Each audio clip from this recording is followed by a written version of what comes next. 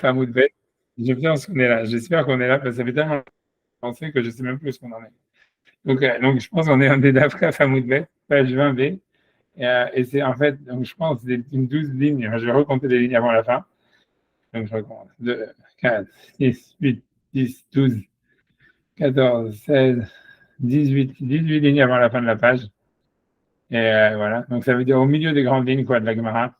Il y a une ligne qui commence avec le mot qui commence Nafik. Et c'est le deuxième mot de la ligne. Il y a marqué, la ligne elle commence Benafik. Et en fait, et le deuxième mot de la ligne, c'est Ba'amine Ravuna Bachinena Rav Shechet. Je pense qu'on est là, si mes souvenirs sont bons. On avait fait les chromotes. Hein. On a fait déjà ça? Ouais, les chromotes, ouais. Il y a 2 semaines. Ah, ok, tu vois, voilà, donc c'est pour ça que je vais demander à Sacha parce qu'on a été, parce que j'en peux plus où est-ce qu'on a été. Donc ça, on a fait. Donc donc 2 secondes. On a fait Mimidrachosh à Rabbi. On avait fait Mimidrachosh à Rabbi Shimon, etc. On a fait ça? Non, je crois qu'on s'est arrêté. Viens, on reprend d'ici. Non, on n'a pas pris. Si on n'a pas fait Mimidrachosh à Rabbi Shimon, on vient reprendre de là, tu vois, ça veut dire, ok, on reprend de là. Alors je vais prendre de là. Ok, alors on y va. Alors, je ne fais pas d'introduction parce que je suis tellement moi-même pas tellement dans le, c'est tellement pas dans le coup parce que donc voilà, pas d'introduction. C'est pour le meilleur ou pour le pire.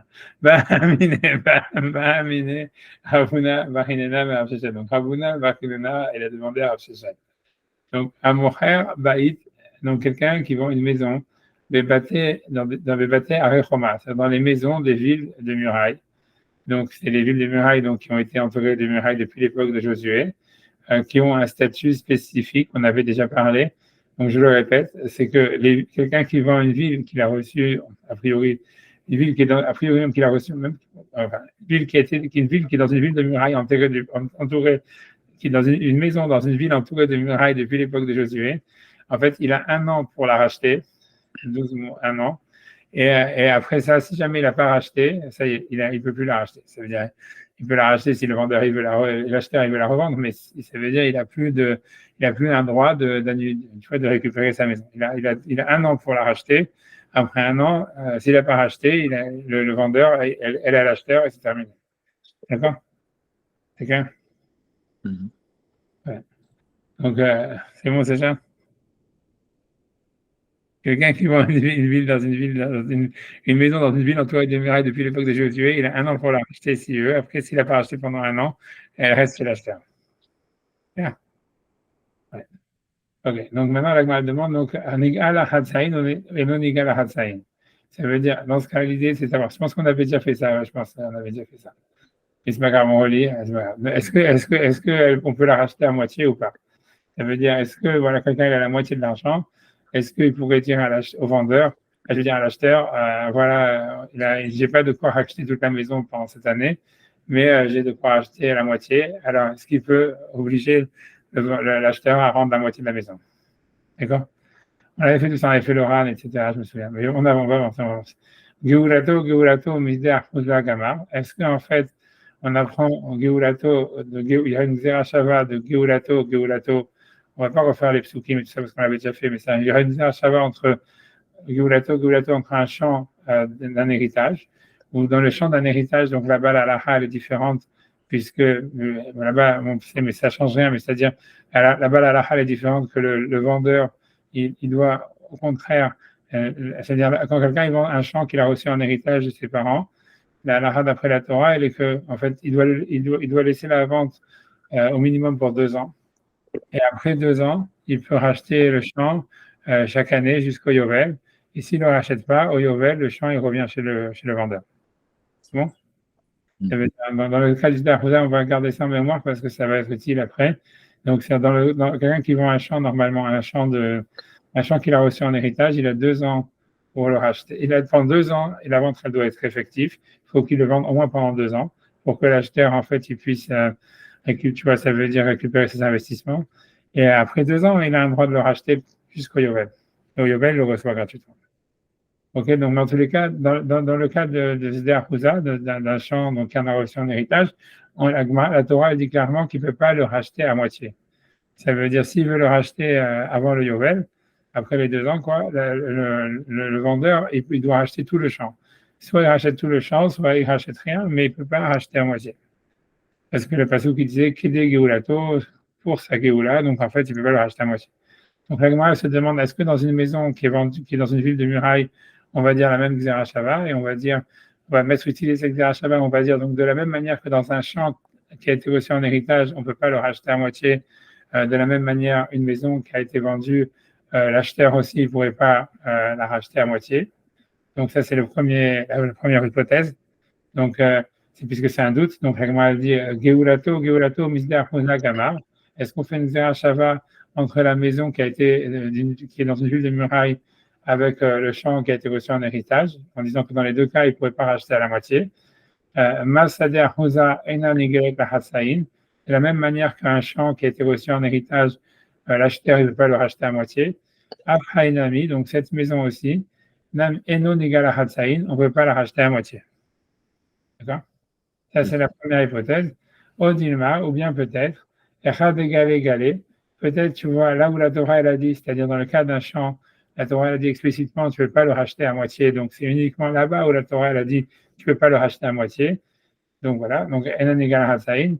Echad Logale. Mais dans le cas où ça n'a pas été explicite, comme dans le cas d'une maison, dans une ville de muraille, comme la Torah, elle n'a pas dit qu'on ne pouvait pas racheter à moitié, on pourrait assumer qu'une fois que la Torah, elle a donné le droit au vendeur de racheter sa maison pendant 1 an, il pourrait même la racheter partiellement. D'accord? Donc, Echad Logale. Donc, c'est là où est-ce qu'on s'est arrêté la dernière fois. On avait fait le RAN et tout ça, etc., qui parlait quelle est la race sur un gage, etc., etc. C'est bon. En fait, on s'est arrêté. Donc, c'est bon? Ouais. Donc, voilà, ça c'est le doute. La Gemara, elle va répondre, donc, ok, donc. Encore une fois, donc la Gemara, elle a un doute. Est-ce qu'on peut, quelqu'un qui a vendu une maison dans une ville entourée de murailles et qui a 1 an pour la racheter, est-ce qu'il peut la racheter à moitié ou pas? Alors la Gemara dit, à Marley, il lui a répondu, du Midrasho chez Rabbi Shimon, du Midrash de Rabbi Shimon, Nishma, on va déduire, chez Love Vegoel. Donc, en fait, déjà une première halakha qu'il n'a pas demandé, mais c'est-à-dire que si jamais quelqu'un il a vendu donc sa maison dans une ville entourée de murailles, il peut aussi emprunter pour la racheter. Et en plus, aussi une autre halakha, c'est Vegoel Hatsaïn, qui peut la racheter même à moitié. D'accord? Donc lui, il va dire, on va déduire, lui en fait, ce qu'il lui répond Rav Shechet, il lui dit en fait que lui, il pense que quelqu'un qui a vendu sa maison dans une ville entourée de murailles et qui peut la racheter pendant 1 an, il peut la racheter même partiellement. Il dit, j'ai une preuve à ça de Midrasho de Rabbi Shimon. Donc maintenant, on va voir c'est quoi le Midrasho de Rabbi Shimon. C'est bon? Il a simplement rajouté par rapport à ça que non seulement il peut la racheter à moitié, mais il peut aussi emprunter et la racheter. La raison pour laquelle il rajoute ça, emprunter et racheter, c'est parce que, en fait, dans le cas d'un champ, quand quelqu'un il a vendu son champ, on apprend 2 choses. On apprend là-bas qu'il ne peut pas le racheter partiellement et il ne peut pas non plus emprunter et racheter son champ. Il faut que ça soit son propre argent pour acheter le champ. Donc ça, c'est si tu veux, c'est deux choses, deux lois que la Torah elle a mises deux exceptions, si tu veux, deux barrières, deux impossibilités que la Torah elle a mises pour celui qui a vendu son champ quand il veut le racheter avant Yovel. Elle a dit 2 choses. Elle a dit il ne peut pas le racheter, il ne peut pas emprunter et le racheter, et en plus il ne peut pas le racheter à moitié. Et la Gemara ici a dit que ces deux interdits ou ces 2 limites, en réalité, elle ne s'appliquerait pas à celui qui a vendu sa maison, puis lui pourrait la racheter et emprunter pour la racheter et la racheter à moitié, la racheter partiellement. Et alors, d'où est-ce qu'on apprend ça? Donc, elle dit, Midrasho chez Rabbi Shimon, on apprend ça du Midrash de Rabbi Shimon. Alors, c'est quoi l'histoire de Rabbi Shimon? Alors, j'ai perdu maintenant. Ok, Détania, parce qu'il est enseigné dans une braïta. Donc, qu'est-ce qu'il dit Rabbi Shimon là-bas? Alors, Im Gaol Igael. Donc, ça, c'est un passouk, tu vois, qui parle de quoi? Ça parle d'un autre cas. Ça parle de quoi? Ça parle de quelqu'un qui a sanctifié qui a donné son champ au Ekdesh. Et donc, si quelqu'un il a sanctifié son champ au Ekdesh, donc 2 secondes, il faut que je me rappelle maintenant, c'est quoi la halakha là-dedans? 2 secondes. 2 secondes. 1 seconde, je cherchais. 2 secondes. 2 secondes. 2 secondes. Ça veut dire que voilà, si quelqu'un 2 secondes, si quelqu'un il sanctifie, je pense que la halakha elle est, je suis presque sûr de ce que je dis. Mais bon, c'est pas grave. Mais ça veut dire que si jamais quelqu'un, en fait, il sanctifie son champ, il donne son champ au Ekdesh, un champ qu'il a reçu en héritage. Donc la halakha, elle est qu'en fait, il peut le libérer, il peut le racheter du Ekdesh jusqu'au Yovel. Mais s'il ne le rachète pas jusqu'au Yovel, il reste dans les mains du Ekdesh, il ne revient pas dans sa famille au moment du Yovel. Bon, ça veut dire en fait, ça veut dire que quelqu'un il a vendu son champ. Normalement, le Yovel, ça annule toutes les ventes de champs. Et normalement, il revient toujours dans la maison de celui qui est dans la famille, de celui qui l'avait hérité au début à l'époque de Yoshua. Mais, sauf dans le cas de quelqu'un donc, qui a sanctifié son champ qu'il a donné au Ekdesh. Donc, si jamais en fait il a quelqu'un, il a dit ça, il avait un champ à lui qu'il a donné, qu'il avait reçu en héritage, qu'il a donné au Ekdesh. Donc, il peut le racheter du Ekdesh suivant un certain quota qui est donné dans la Torah jusqu'au Yovel. Ça veut dire par rapport au nombre d'années des récoltes, etc. Donc, ça veut dire plus tu te rapproches du Yovel, plus le rachat est faible. Tu vois. Mais si jamais la dernière année qu'avant le Yovel, il n'a pas racheté, c'est-à-dire même ça, il n'a pas fait. Donc, une fois qu'il n'a pas racheté, le champ, il reste dans les mains du Ekdesh. C'est ça, je crois. C'est la halakha de celui qui a sanctifié son champ. Tu vois, c'est dans la paracha là-bas, tout ça, c'est dans la même paracha.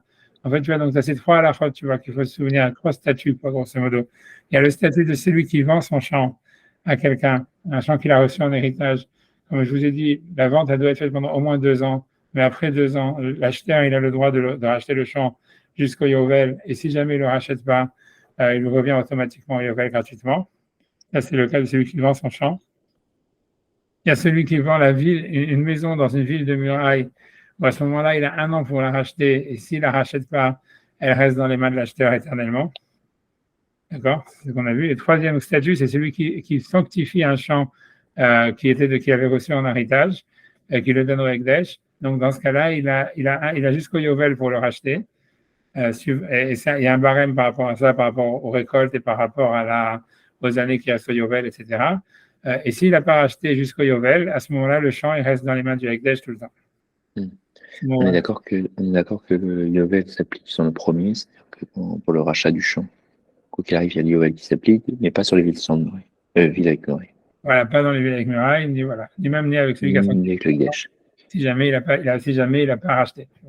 Le Yovel, il a quand même un impact sur le Ekdesh, puisque, en fait, l'idée, c'est que, par exemple, quelqu'un qui a vendu son champ la première année du Yovel, alors, si tu veux, la valeur du champ au Ekdesh, on va dire, c'était, je ne sais pas, la Torah donne une valeur, mais disons que chaque année du Yovel, c'est $1,000, parce que c'est 1000 récoltes, tu vois, c'est 50 récoltes, 49 récoltes. Donc, si jamais, en fait, le Ekdesh, il évalue le champ à $1,000 au moment où il a sanctifié le champ, on va dire 1 an avant le Yovel, le champ maintenant il vaut plus que, je sais plus, tu vois, qu'un 50e de ça, tu comprends? Donc pour celui qui veut, le propriétaire s'il veut le racheter, il n'a plus qu'à payer 1/50 de la valeur du champ qu'il avait, tu vois, au moment où il a sanctifié. Mais donc tu vois, donc le Yovel il a un impact, même si celui qui sanctifie son champ, mais en fait, s'il le fait pas, si jamais le type il a même la dernière année il n'a pas racheté pour une raison ou pour une autre, voilà, il reste dans les mains du Ekdesh. C'est bon? Voilà. Donc voilà. Donc ok, en tout cas, donc l'agma là-bas, elle dit donc, et la question elle est toujours la même là-bas, c'est de savoir est-ce que quelqu'un a sanctifié son champ et maintenant il veut le racheter, est-ce qu'il peut le racheter partiellement, ou est-ce qu'il peut emprunter pour le racheter de la main du Ekdesh. D'accord. Alors donc la même c'est là-bas, donc a priori donc Amar Rabbi Shimon, donc c'est ça l'histoire, c'est donc Imgol Igael, donc en tout cas le passouk là-bas qui dit Imgol Igael, si vous voulez, vous l'avez, moi je l'ai dans la Torah, c'est Vaïkra 27, 19. Moi, je l'ai dans la Gemara, si vous voulez, c'est le Vav, là, dans Masoret Hachas. Le verset, si vous voulez, on peut le regarder. Il dit Imgol, Yigael, et Asadeh. Donc, si jamais il va libérer le champ, Amagdish Oto, celui qu'il avait sanctifié, Veyasaf Hamishit Kesef, donc il faut qu'il rajoute par rapport à la valeur 1/5, Erkecha, Alav, donc de sa valeur sur lui, Vekamlo, et lui appartiendra, et voilà, il lui reviendra. Grosso modo, ce que le passouk te dit, c'est quand quelqu'un il rachète le champ du Ekdesh qu'il a sanctifié, il doit rajouter un 5e. D'accord? Mais en tous les cas, là-bas, ce qui est important, c'est que le mot Imgol, Yigael, s'il le libéra, il le libéra. Pourquoi est-ce que la Torah, elle a doublé le mot libération en ce qui concerne celui qui rachète son champ du Ekdesh? D'accord? Donc, a priori, c'est inclusif. Tu vois? Alors, c'est ce que Rabbi Shimon il va dire. Donc, Détania, parce qu'il a été enseigné dans une braïta, Imgol Igael, si jamais en fait il va libérer son champ, donc du Ekdesh, Melamed, ça nous apprend que donc quelqu'un qui a sanctifié son champ au Ekdesh, il peut le racheter. Melamed, ça nous apprend c'est Lové, il peut emprunter Vegoel et le libérer. Donc, il peut même emprunter pour libérer. Et même Vegoel Ahatsaïn. Et s'il veut, il peut même le racheter partiellement. En ce qui concerne celui qui a sanctifié son champ. Nous, on parle de celui qui a vendu une maison dans la ville, d'accord? Donc, c'est pas le même cas, mais la Gemara, elle veut faire une déduction. Alors, on va voir comment. En tout cas, pour l'instant, ça, c'est la Braïta. Donc, et ça, là, c'est à la fin, tout le monde semble être d'accord dessus. En fait, une Gaoli Gaël, que voilà, que dans celui qui sanctifie un champ, le doublage du verbe Gaoli Gaël, ça vient inclure qu'il peut emprunter pour le racheter et qu'il peut le racheter à moitié.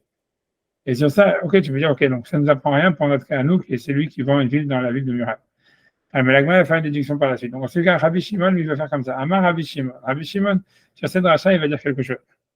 Il va dire, Mata'am, quelle est la raison? Pourquoi la Torah, elle a donné en réalité la possibilité à celui qui a sanctifié son champ de le racheter même partiellement ou d'emprunter pour le racheter? Alors, dit, les fiches chez Matsi, nous mochar sadeh aposa, puisqu'on trouve dans le cas de celui qui a vendu son champ à quelqu'un d'autre, chez Yafé Koho, que la Torah elle a donné une force, on va dire, au vendeur. Chez Imigia Yovel, Yafé Koho, c'est-à-dire qu'elle est jolie sa force, ça veut dire que la Torah elle a donné une force au vendeur. Chez Imigia Yovel, c'est que si le Yovel il est arrivé, Velonig est là, et qu'il n'a pas racheté, qu'est-ce qui se passe à ce moment-là? Elle revient chez le propriétaire. Choseret les Baalea, Yovel. Donc elle revient chez le Yovel, elle revient dans le Yovel chez le propriétaire. Donc, il dit Rabbi Shimon, c'est à cause de ça que Ura Kocho, qu'en contrepartie, la Torah, elle a amoindri la force du vendeur chez No Lové Goel, en lui empêchant en disant, d'accord, si jamais tu ne le rachètes pas, de toutes les manières, elle va revenir dans ta famille. Donc maintenant, on ne va pas te donner en plus le droit d'emprunter et de libérer ton champ, ni on va non plus te donner le droit de Vegoel Ahatsaïn, ni le droit de le racheter partiellement. En disant que attends, je finis la phrase de Rabbi Shimon avant de commencer à analyser, etc. Et j'ai fini la traduction. Mais par contre, il dit Rabbi Shimon, Magdish, dans le cas de celui qui sanctifie son champ, qu'il a donné au Ekdesh, Shiura Kofo, que ça veut dire celui qui a sanctifié le champ, la Torah, elle lui a amoindri sa force. C'est quoi? C'est chez Enigi à Yovel, que si jamais le Yovel arrive, Velonig est là et qu'il n'a pas libéré Yotzet la Kohanim ba Yovel, ça veut dire elle reste chez les Kohanim pour le Yovel. Donc, en contrepartie, la Torah elle a dit, il y a fait Koho, la Torah elle a donné un droit ou une force au Magdish, à celui qui a sanctifié le champ, qui est comparable au vendeur, que, en contrepartie, chez Lové Vegoel, qui peut emprunter et libérer, Vegoel la Hatsaïn, et qui peut donc, et qui peut acheter, et qui peut la racheter à moitié. Je ne sais pas si c'est la traduction, j'espère que c'est clair. Ouais. Tu vois, ça veut dire, alors qu'est-ce que ça veut dire? Ça veut dire, c'est comme ça, c'est que, ici, on revient dans un truc, ça veut dire, whatever it is, un principe dans la Gemara, c'est qu'on dit que Rabbi Shimon, ça veut dire, c'est un principe, je ne sais pas, whatever it is, whatever, j'espère que vous allez l'oublier. C'est que, tu vois, ce principe, c'est quoi? C'est que, Rabbi Shimon, il est Doresh Ta'ama Dikra. Ça veut dire, Rabbi Shimon Bar Yochai, il explique la raison des mitzvot. Ça veut dire, je ne sais pas quoi dire, ça veut dire, moi, ce que j'ai l'habitude de dire, mais en fait, c'est un peu vrai. Ça veut dire que si tu veux, Rabbi Shimon, Rabbi Shimon Bar Yochai, c'est le premier rabbin réformé. Ça veut dire, dans le sens où, tu vois, ça veut dire que normalement, tu vois, ça veut dire, tu vois, ça veut dire, quand on regarde les mitzvot de la Torah, rarement, si tu veux, on prend parti qu'on ne comprend pas ce que la Torah veut dire. Ça veut dire, l'idée comme ça, c'est, il y a des lois, on va dire comme ça, d'après tout le monde. Ça veut dire, on va voir comment Rabbanan, ça veut dire que c'est l'avis majoritaire des auteurs de la Mishnah, comment eux réfléchissent et comment Rabbi Shimon y réfléchit. Ça veut dire comme ça, en fait, selon Rabbanan, ça veut dire selon, on va dire, l'avis majoritaire des penseurs de la Mishnah, en fait, on divise les mitzvot en deux catégories. On dit, il y a des mitzvot qui ont un sens, tu vois, c'est-à-dire, tu ne vas pas voler, je sais pas, tu ne vas pas tuer, si tu fais ça, si un champ, il va encore naître celui-là, il va arriver ça, etc., il doit payer comme ça. Tout ça, ça a un sens. Alors, c'est des mitzvot qu'elles sont logiques. Dans ces mitzvot qui sont logiques, on va réfléchir par rapport à la logique de la mitzvah. Comme si la Torah a dit, si quelqu'un il vole, j'en sais rien.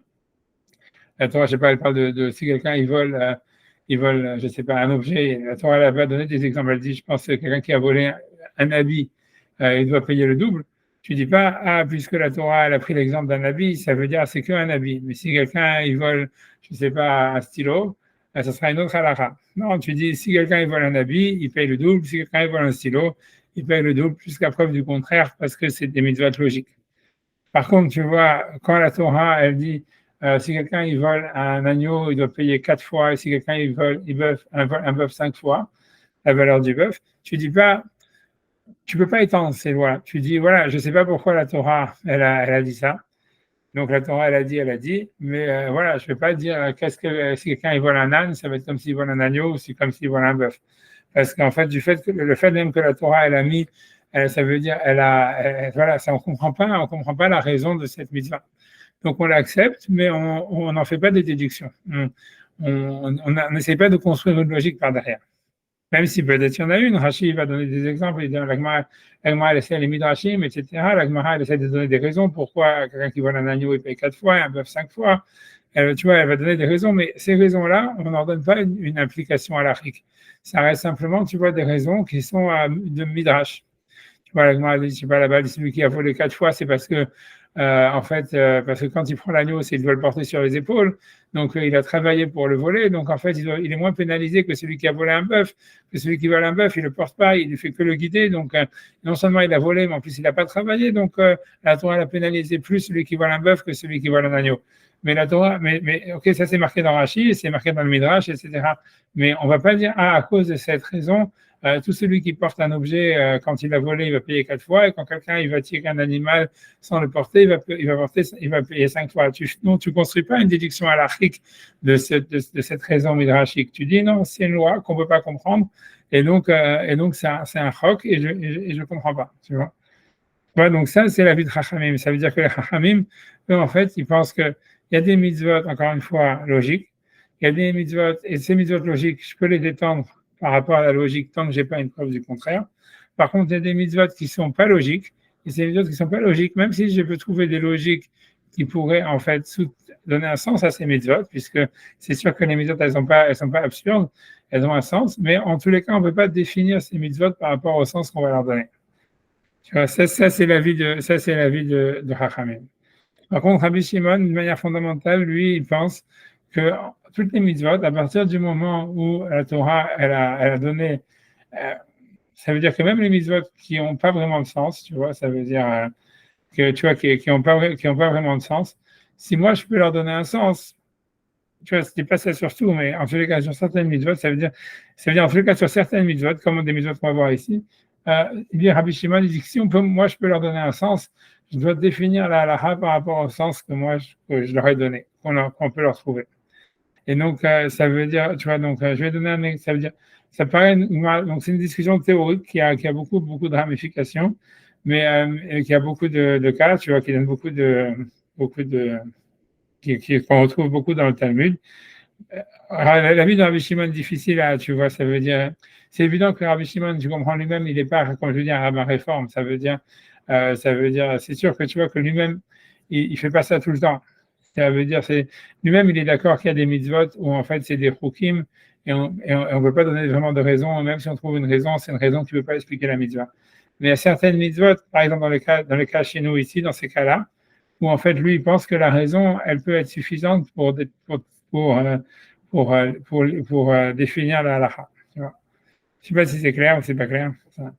Ça se dit dans le jargon, ça se dit, je ne sais pas si y a quelqu'un qui écoute, je vois 2 écrans noirs avec des micros fermés. Mais bon, c'est pas grave. Tu vois, ça veut dire, Non, grave, mec, là, je suis là, c'est juste qu'il y a des pleurs de bébé, c'est pour ça que ok, c'est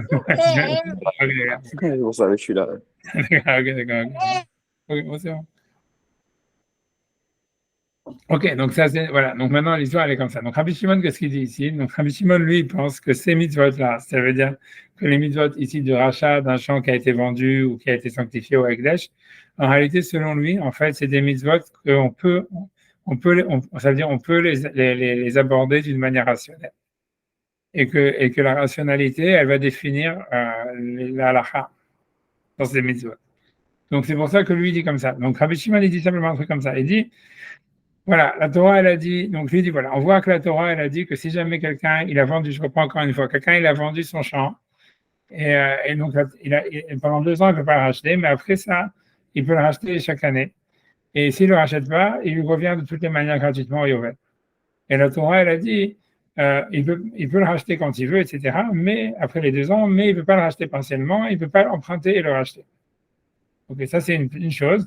Deuxième chose, la Torah elle a dit en ce qui concerne celui qui a sanctifié son champ qu'il a donné au Ekdesh, que s'il ne le rachète pas jusqu'au Yovel, il reste au Kohanim.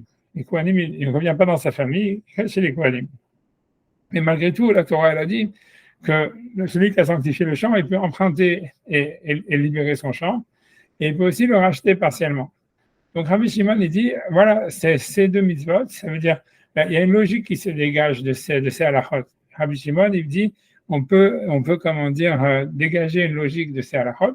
La logique est la suivante, elle est que, si dans le cas de celui qui vend son champ, donc comme de toutes les manières, il va récupérer le champ au Yovel, donc ça veut dire, la Torah a dit, ok, tu vends ton champ, tu vas le récupérer à la fin, quoi qu'il arrive. Donc maintenant, l'acheteur, si tu veux, il est lésé, quoi. Il va garder, il a acheté le champ, mais il sait que non seulement toi, tu peux le racheter chaque année après les 2 premières années, et donc si en plus on te donnait, et qu'en plus il va devoir te le rendre gratuitement au Yovel. Donc si en plus on disait que le vendeur, il pouvait le racheter partiellement, il pourrait emprunter pour le racheter, donc finalement l'acheteur, il a vraiment aucun intérêt à acheter le champ, il est vraiment lésé dans la transaction. Donc c'est pour ça que pour équilibrer le fait que le champ il retourne chez le vendeur au Yovel, la Torah elle a dit équilibrer aussi cette halakha comme quoi l'acheteur il pouvait racheter le champ quand il voulait. Donc la Torah elle a dit ok, même s'il peut racheter le champ pendant toutes les années qu'il veut après les 2 premières années et qu'il lui revient gratuitement au Yovel, mais malgré tout il ne peut pas le racheter partiellement, il ne peut pas emprunter et le racheter. Par contre, il dit Rabbi Shimon, dans le cas de celui qui sanctifie son champ, comme à la fin, tu vois le champ, il va rester chez les Kohanim si on ne le rachète pas, s'il ne le rachète pas. Donc, en fait, il se dit, voilà, donc la Torah donc ça veut dire que, en fait, si tu veux, maintenant le Magdish, celui qui a sanctifié le champ, il a de grandes chances, en fait, de perdre le champ pour toujours, parce que voilà, peut-être qu'il ne va jamais récupérer l'argent pour acheter son champ. En plus, il doit acheter un 5e, etc. Donc, en tous les cas, la Torah, elle dit, OK, si tu veux, tu peux emprunter et le racheter, et tu peux même le racheter partiellement. C'est pour équilibrer, pour équilibrer un peu les lois, pour redonner des lois à celui qui a sanctifié le champ. Voilà. Ça, c'est ce que Rabbi Shimon dit. Rabbi Shimon dit, on peut déduire ça veut dire une rationalité de ces halachot. Évidemment, c'est quoi? Donc, c'est ce que Rav Shechet dit à Ravuna. Il dit, donc, qu'est-ce qu'il veut dire par là, Rabbi Shimon? Il veut dire que dans le troisième cas, où en fait on a un peu un doute, c'est le cas donc de celui qui vend sa maison qui est dans une ville entourée de murailles. Alors, là-bas, quelle est la halakha? Là-bas, en fait, si jamais quelqu'un n'a pas racheté sa maison au bout d'un an, elle ne lui revient pas au Yovel. Donc, ça veut dire que, si tu veux, le vendeur, il n'a pas beaucoup de droits pour récupérer sa maison. Il n'a qu'un an pour la racheter. Donc, selon la rationalité que Rabbi Shimon il a voulu déduire de ces halachot précédentes, où la halakha était explicite, de celui qui vend son champ et celui qui a sanctifié son champ, il sortirait que dans celui, on en déduirait d'une manière normale, logique, automatique, que celui qui a vendu sa maison dans une ville entourée de murailles, en fait, comme il n'a qu'un an pour la racheter et après il ne peut pas la racheter, elle ne revient pas au Yovel, donc lui, il pourrait et l'emprunter pour la racheter et la racheter partiellement. C'est ça ce que Rav Shechet voulait dire, qu'on déduit de l'enseignement de Rabbi Shimon, voilà, que si jamais quelqu'un il a vendu sa ville sa maison dans une ville entourée de murailles, comme il a qu'un an pour la racheter et qu'elle ne lui revient pas au Yovel, donc automatiquement pour rééquilibrer ses droits, il aurait le droit de la racheter partiellement et d'emprunter pour la racheter. Ça serait ça ce qu'on apprendrait de la vie de Rabbi Shimon. Est-ce que c'est clair? Oui. C'est clair, mais ça paraît super surprenant parce que au-delà de la rationalité, c'est des paramètres totalement différents. On ne parle pas de la même chose. C'est comme si on changeait les paramètres, mais on appliquait les mêmes règles. Pourquoi tu dis qu'on change les paramètres? Non, dans le sens où on ne parle pas du tout de la même chose entre une ville, une maison dans une muraille, une maison qu'on vend au Ekdesh. On a toujours l'habitude de ne pas appliquer les mêmes règles. On ne parle pas de la même chose avec des chobrotes beaucoup plus forts et tout. Donc, d'un champ qui est vendu avec Ekdesh. Ouais, mais c'est parce que tu vois. Oui, c'est parce que tu parles d'un champ qui a été donné au Ekdesh. Oui, c'est un champ. Oui, par exemple, sur un champ qui a été donné au Ekdesh versus un champ donné rendu à un acheteur, comment on peut appliquer les mêmes. Oui, non, c'est pas dire qu'on est. Ouais. Non, c'est sûr que c'est énorme. Mais c'est pour ça que tu vois, c'est ça ce que c'est la vie de Rabbi Shimon. C'est Rabbi Shimon, ça s'appelle Rabbi Shimon d'Arista Madekra. Rabbi Shimon, il recherche la raison des mitzvot ou du pasouk. Et donc, il déduit les halachot par rapport à la raison que lui donne. Et tu vois, comme je t'ai dit, c'est sûr que Rabbi Shimon ne peut pas faire ça dans tous les cas, mais tu vois, ça veut dire qu'il y a des mitzvot où c'est. dire que dans ces halachot que la Torah elle a donné en ce qui concerne celui qui vend son champ, celui qui vend une maison, celui qui sanctifie un champ, on comprend qu'en fait, c'est un peu des chukim, ça a l'air d'être, il y a une partie irrationnelle, quoi. C'est un peu, voilà, pourquoi ça reviendrait au Yovel, pourquoi ci, pourquoi ça. Mais on comprend aussi que la Torah, il y a une rationalité derrière. Et donc, Rabbi Shimon, lui, pense que dans ce cas-là, on pourrait établir une raison, quoi, tu vois, une règle, une rationalité, et établir la halakha par rapport à cette rationalité. C'est ça. Comment on appelle ça? Comment vous avez dit ça sur Rabbi Shimon? Darish Tamadikra. On va voir Rachid, de toutes les façons, il va ramener tout ça. Ne peut pas. Moi, on va le voir dans Rachid. Ça s'appelle Rabbi Shimon, Darish Tamadikra. Rabbi Shimon, il est doré. Ça veut dire, il interprète le Tamadikra, la raison des versets, la raison des mitzvot. Et tu vois, c'est sûr que tu vois, en général, Rabbi Shimon, à cause de ça, il arrive à beaucoup de coulottes aussi dans la lachote, etc. C'est pour ça que tu vois, quand je dis c'est un peu le premier rabbin réforme, il y a quelque chose de vrai, tu vois, dans ce que j'ai dit. Tu vois, ça veut dire, c'est pas que c'est un réforme, parce que les réformes, c'est ce qu'ils font, tu comprends? Les réformes, en fait, ils prennent la vie de Rabbi Shimon et ils systématisent à tout, tu vois, en disant, on va regarder la raison, et ce qui nous importe, c'est la raison, tu vois. Mais C'est l'ensemble du Morin et Borim plutôt.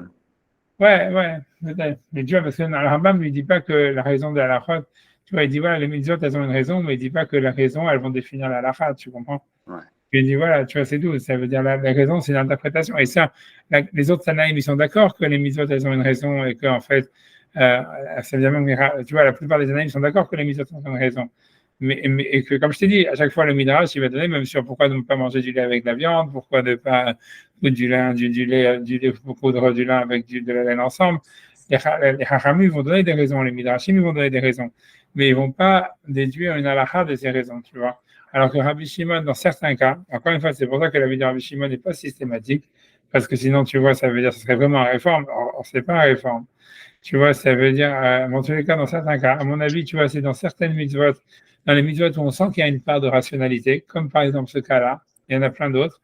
En fait, lui, Rabbi Shimon, il va interpréter dans ces mitzvot-là, il va interpréter la raison de la mitzvah pour, en fait, tu vas en déduire pour en déduire la définition, quoi. Donc ici, il va dire, du fait que la Torah, on voit que... Parce que lui, il doit bien le tenir de quelqu'un. Il le tiendra bien Akiva de son maître. C'est ça, parce que Rabbi Shimon, c'est un élève de Rabbi Akiva. Lui-même, il dit que tout ce qu'il dit de Rabbi Akiva, il disait. Mais maintenant, les autres Tanaïm que tu vois qui étaient aussi des élèves de Rabbi Akiva, ils n'étaient pas d'accord. Donc, ça veut dire qu'ils n'ont pas compris Rabbi Akiva comme ça. Tu comprends ce que je veux dire? C'est pas du tout étonnant que tu vois que tu comprends que, voilà, que quelqu'un avec plusieurs élèves, il peut avoir aussi du même rab et avoir des conclusions complètement différentes sur ce que le rabbi disait, tu comprends? C'est pas étonnant. Parce que tu comprends, chacun il comprend par rapport à ce qu'il a. D'abord parce que, comme tu vois, encore une fois, j'ai dit les rabbinim, ils changeaient même d'avis beaucoup. Et en plus de ça, parce que tu vois, tu vois, c'est parce que, voilà, c'est parce que, tu vois, si tu comprends d'une certaine manière, ça veut dire, voilà, je sais pas, hein, ça veut dire, c'est tout, tu vois, ça veut dire que même, tu vois, je veux dire, je sais pas, moi, parce que je n'ai pas envie de me présenter là-dessus, mais ça veut dire, c'est facile à comprendre. Si quelqu'un est arabe, il comprend ça, parce que, tu vois, ça veut dire, même, tu vois, même moi, je veux dire, même par rapport à mes rabbinim, tu vois, etc., c'est quand tu vas expliquer, tu vois, un passage de la Gemara, mais si je vais expliquer à toi et je peux l'expliquer à Sacha, en fait, même moi, si j'ai un avis défini sur ce que j'explique, je vais l'expliquer différemment, tu vois, à toi ou à Sacha. Et en fait, tu vois, ça veut dire que c'est possible qu'après, si jamais toi, tu vas faire ton étude personnelle par derrière et que tu vas dire, ah, qu'est-ce que ça voulait dire? Ça veut dire ça, tu vas arriver à des conclusions. Alors que Sacha, alors qu'il aura aussi du même rave, tu vois, le même enseignement, mais en fait, si tu veux enseigner différemment, il va arriver à des conclusions différentes. Et aucun des deux qui sera trompé, tu comprends, mais c'est parce que dans la manière dont l'enseignement a été transmis par le rave, en fait, c'est différent, tu vois. Et parce que c'est normal que le Rav, en fait, si tu veux aussi, il adapte son enseignement aux élèves. Donc, si tu veux, Rabbi Akiva, il enseigne à Rabbi Shimon, à Rabbi Yehuda, à Rabbi Meir, à tous ceux, tu vois, à Rabbi aussi, à tout cela. En fait, tu vois, c'est pour ça que, tu vois, ça veut pas dire que Rabbi Shimon lui dit tout ce qu'il dit, c'est de Rabbi Akiva, mais les autres aussi, tu comprends? Mais ça veut dire, ils doivent se dire, pour eux, ça veut dire, ils doivent se dire, ouais, c'est vrai que Rabbi Akiva, c'est sûr que Rabbi Akiva, il devait avoir en lui quelque chose qu'il enseigne, qu'il interprète la raison des psukim, puisque, tu vois, c'est clair qu'il le fait, mais c'est clair qu'il ne le systématise pas autant que Rabbi Shimon. Et tu vois, tu vois, c'est-à-dire, en fait, c'est sur des nuances. Maintenant, les nuances, elles vont après avoir des grandes difficultés. Tu vois, c'est-à-dire, ce qui a été enseigné dans l'enseignement théorique par Rabbi Akiva, tu vois, que sûrement ça devait être nuancé, tu vois, c'est-à-dire chaque élève, en fait, il n'a pas compris de la même manière, tu vois, à quel point il fallait, tu vois, par exemple, quel est le point, quelle est tu vois, quelle était la place de la rationalité dans l'interprétation des versets. tu vois, c'est clair que Rabbi Akiva, il était pour, si tu veux. Ça veut dire que c'est clair quand tu connais, quand tu vois les enseignements et de tous les Tanaïm, il y avait ça, mais ça veut dire la nuance à quel point tu vas là-dedans. En fait, c'est possible que Rabbi Shimon, il a compris jusque-là, Rabbi Meir a compris jusque-là, Rabbi Yehuda a compris jusque-là, et qu'est-ce que Rabbi Akiva lui-même pensait, j'en sais rien. Tu vois, peut-être qu'il pensait quand même. J'en sais rien, tu vois, mais ça veut dire ce que je veux te dire, tu vois, ça veut dire, tu vois, c'est pas du tout étonnant, tu vois, ça veut dire, moi, tu vois, que moi, j'ai aussi beaucoup de rabbinim, etc., et je vois que, tu vois, ça veut dire, tu vois, tu as quand même regardé dans Rav Moshe, tout cela, tu vois, ça veut dire, il y a plein de livres, Rav Moshe, il leur a dit ça, et d'autres, il leur a dit le contraire, et chacun, ils disent la vérité. D'abord, parce que je te dis, c'est possible, tu vois, que le Rav, il a lui-même changé ta vie, tu vois, c'est possible que le Rabbi Akiva, tu vois, tu comprends, un Rav, quand il étudie, il évolue constamment lui-même dans sa manière d'étudier, donc ça veut dire, tu vois, c'est pour ça que c'est clair que les élèves de Rabbi, tu vois, de Rabbi Akiva qui ont, tu vois, ça veut dire qu'ils l'ont eu pendant, qui ont écouté ses shiurim, je sais pas, imagine, tu vois, les élèves de Rabbi, je sais pas, tu vois, les élèves de Rabbi Akiva, combien de temps ils restaient dans le shiur de Rabbi Akiva? Nélo Edea, j'en sais rien, on va dire 4 ans, 5 ans, j'en sais rien. Tu vois, c'est possible, tu vois, que quelqu'un, tu vois, que des cours, je sais pas quelle année je vais Rabbi Akiva, mais les cours de 1000, je sais pas quoi, 1000, à 1000, je sais pas quelle année il vivait, on va dire, il vivait en zéro. Il vivait, je sais pas, en 70 après Jésus, donc je sais pas, on va dire de l'année, si tu vas dans les années Goy, je sais pas, de l'année 60 à 65, il donnait des cours comme ça, de l'année 65 à l'année 70, il donnait des cours comme ça. 70, tu vois, et qu'il y avait des nuances, tu vois, ça avait des nuances parce qu'il évoluait lui-même, tu vois, et donc voilà, donc c'est possible que des élèves, tu vois, rien que pour ça, tu vois, c'est possible qu'il y ait des élèves qui ont entendu des années 60 à 65, et donc aussi ça se fait d'avoir Rabbi Akiva, ceux qui sont venus des années 65 à 70 ont entendu autre chose, tu vois, et ça c'est, et à part ça, que j'imagine même, tu vois, que encore une fois, c'est par rapport aux élèves, tu vois, etc., tu vois, la manière de transmettre l'enseignement, même si l'enseignement lui-même, il change pas, mais tu vois, tu vois, tu peux pas expliquer la même chose à tout le monde de la même manière, tu vois. Donc c'est normal qu'après, tu vois, ça veut dire, tu vois, surtout sur des nuances comme ça, il peut y avoir, tu vois, voilà. Mais c'est sûr que Rabbi Shimon, lui, il dit que c'est Rabbi Akiva, mais c'est sûr que les autres qui discutent sur lui, ils disent que Rabbi Akiva, il n'a pas été jusque-là. C'est tout, tu vois. C'est-à-dire, encore une fois, ils ne discutent pas sur le principe que Rabbi Akiva, il pensait qu'il y avait une rationalité dans les mitzvot et que c'est ça ce qu'il a. Si tu veux, c'est par rapport à ça que Mishnah et tous les élèves de Rabbi Akiva, ils se distinguent, c'est que, tu vois, ils rentrent une plus grande, et ils font participer la raison dans l'interprétation des mitzvot plus qu'on va dire que les autres Tanaïm. Mais voilà, c'est juste ça où ça. Et comme je te dis, Rabbi Akiva, tu vois, si tu veux, même Rabbi Shimon, je te dis, en tous les cas, il ne le dit pas dans toutes les mitzvot. Ici, il le dit dans cette mitzvah-là parce que lui, il pense que même si c'est des chukim, comme tu dis, c'est des cas différents, quelqu'un qui est magdish un champ, qui sanctifie un champ, quelqu'un qui vend un champ, quelqu'un tu vois, qui vend une maison, c'est pas la même chose. Mais d'une certaine manière, c'est quand même ressemblant, tu vois. Et c'est pas quelque chose qui, toi, que tu vois, que ce qu'il dit, tu vois, ça fait sens, tu vois, c'est pas. Tu vois, c'est pas une rationalité non plus, tu vois, je dis, comme pas manger de la viande avec du lait ou des trucs comme ça, tu vois. Donc, tu comprends que, voilà, dire, voilà, dans le cas où la maison, où l'objet va revenir au Yovel, à celui, au propriétaire initial, c'est logique que la Torah, en fait, elle ait amoindri sa possibilité, elle lui a enlevé la possibilité de le racheter à moitié ou bien, tu vois, tu vois, ça veut dire d'emprunter pour le racheter, alors que dans un cas où en fait il va récupérer il va pas récupérer l'objet s'il le rachète pas. Donc la Torah elle dit en fait, ok, tu peux le racheter à moitié, tu peux emprunter, le racheter. Tu vois, c'est pas un truc complètement, tu vois, farfelu. Tu vois ce que je veux dire, tu vois, voilà. En tout cas, ça, c'est ce que Rabbi Shimon dit. J'ai rien fini la phrase. Et c'est ça ce que Rabbi Shimon dit. Rabbi Shimon dit, en tous les cas, de ce que Rabbi Shimon il a dit, on peut en déduire que c'est comme ça, que dans le cas de celui qui vend la maison, selon la logique de Rabbi Shimon, comme la maison ne retourne pas au Yovel chez le propriétaire, donc il pourrait la racheter, il pourrait la racheter à moitié, tu vois, il pourrait la racheter à moitié. Et il pourrait aussi emprunter et la racheter. Tu vois, ça, ce qu'il dit. Et ce qui veut dire, Rabbi Shimon, c'est comme on n'a pas vu que Rabbanan, il discute sur ça, donc ça veut dire, on n'a pas assumé qu'ils discutent, tu vois. Tu vois, ça veut dire, voilà, c'est ce que ça veut dire. Ça veut dire, même si en fait ici, Rabbi Shimon, a priori, moi, elle va revenir sur ça, mais a priori, ce que Rav Shapir pense, il dit, voilà, comme Rabbi Shimon, il dit ça, et en fait, on n'a pas vu que Chachamim, ils discutent sur ce point, donc peut-être ils sont d'accord ici aussi que c'est une mitzvah rationnelle et qu'ils sont d'accord qu'il faut suivre la raison. Tant que là, on n'a pas une braïta qui nous dit clairement qu'ils discutent sur cet avis, sur ce point-là. Ouais, c'est ça l'idée. Donc, je finis la phrase, tu vois, donc, je ne sais pas ce qui se passe avec Sacha, si elle est encore vivante, si je ne sais pas exactement si elle est en train de dormir. Je ne sais pas du tout. J'espère. Bon, whatever. Bon, j'avance. En tout cas, donc, ok. Donc, Arrête. Ok, d'accord, 2 secondes. Ok, donc on est dans une ligne, on est Haï Mocher Baï de Batar Choma. Tu vois? Je sais pas si c'est avec moi, c'est une ligne qui commence comme ça. C'est là où est-ce qu'on est. Tu l'as?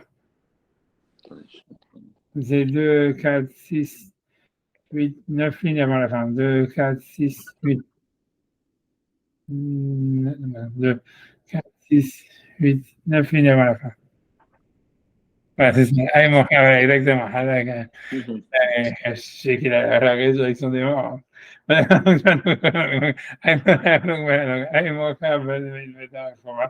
voilà, donc ça c'est la fin de la phrase de Rachel. Donc Rachel dit comme ça, il dit donc si on suit la logique de Rabbi Shimon, qui est en fait que si jamais ça lui revient au Yovel, donc il ne veut pas le racheter à moitié, mais si ça ne lui revient pas au Yovel, il peut le racheter à moitié ou il peut emprunter et le racheter. Donc c'est la même chose ici. Donc il dit donc celui qui a vendu une maison dans une ville entourée de murailles, un ami aussi, puisque la Torah, elle a amoindri la force du vendeur, que si jamais il y a une année entière qui est passée, que si jamais il y a une année entière qui est passée, et qu'il n'a pas libéré, Nechlat, ça veut dire, Nechlat, ça veut dire elle est décidée, je ne sais pas comment on dit, elle est décidée, elle est décidée, on va dire comme ça, Nechlat, c'est décidée, elle est décidée, c'est-à-dire chez l'acheteur, ça veut dire que maintenant elle reste chez l'acheteur.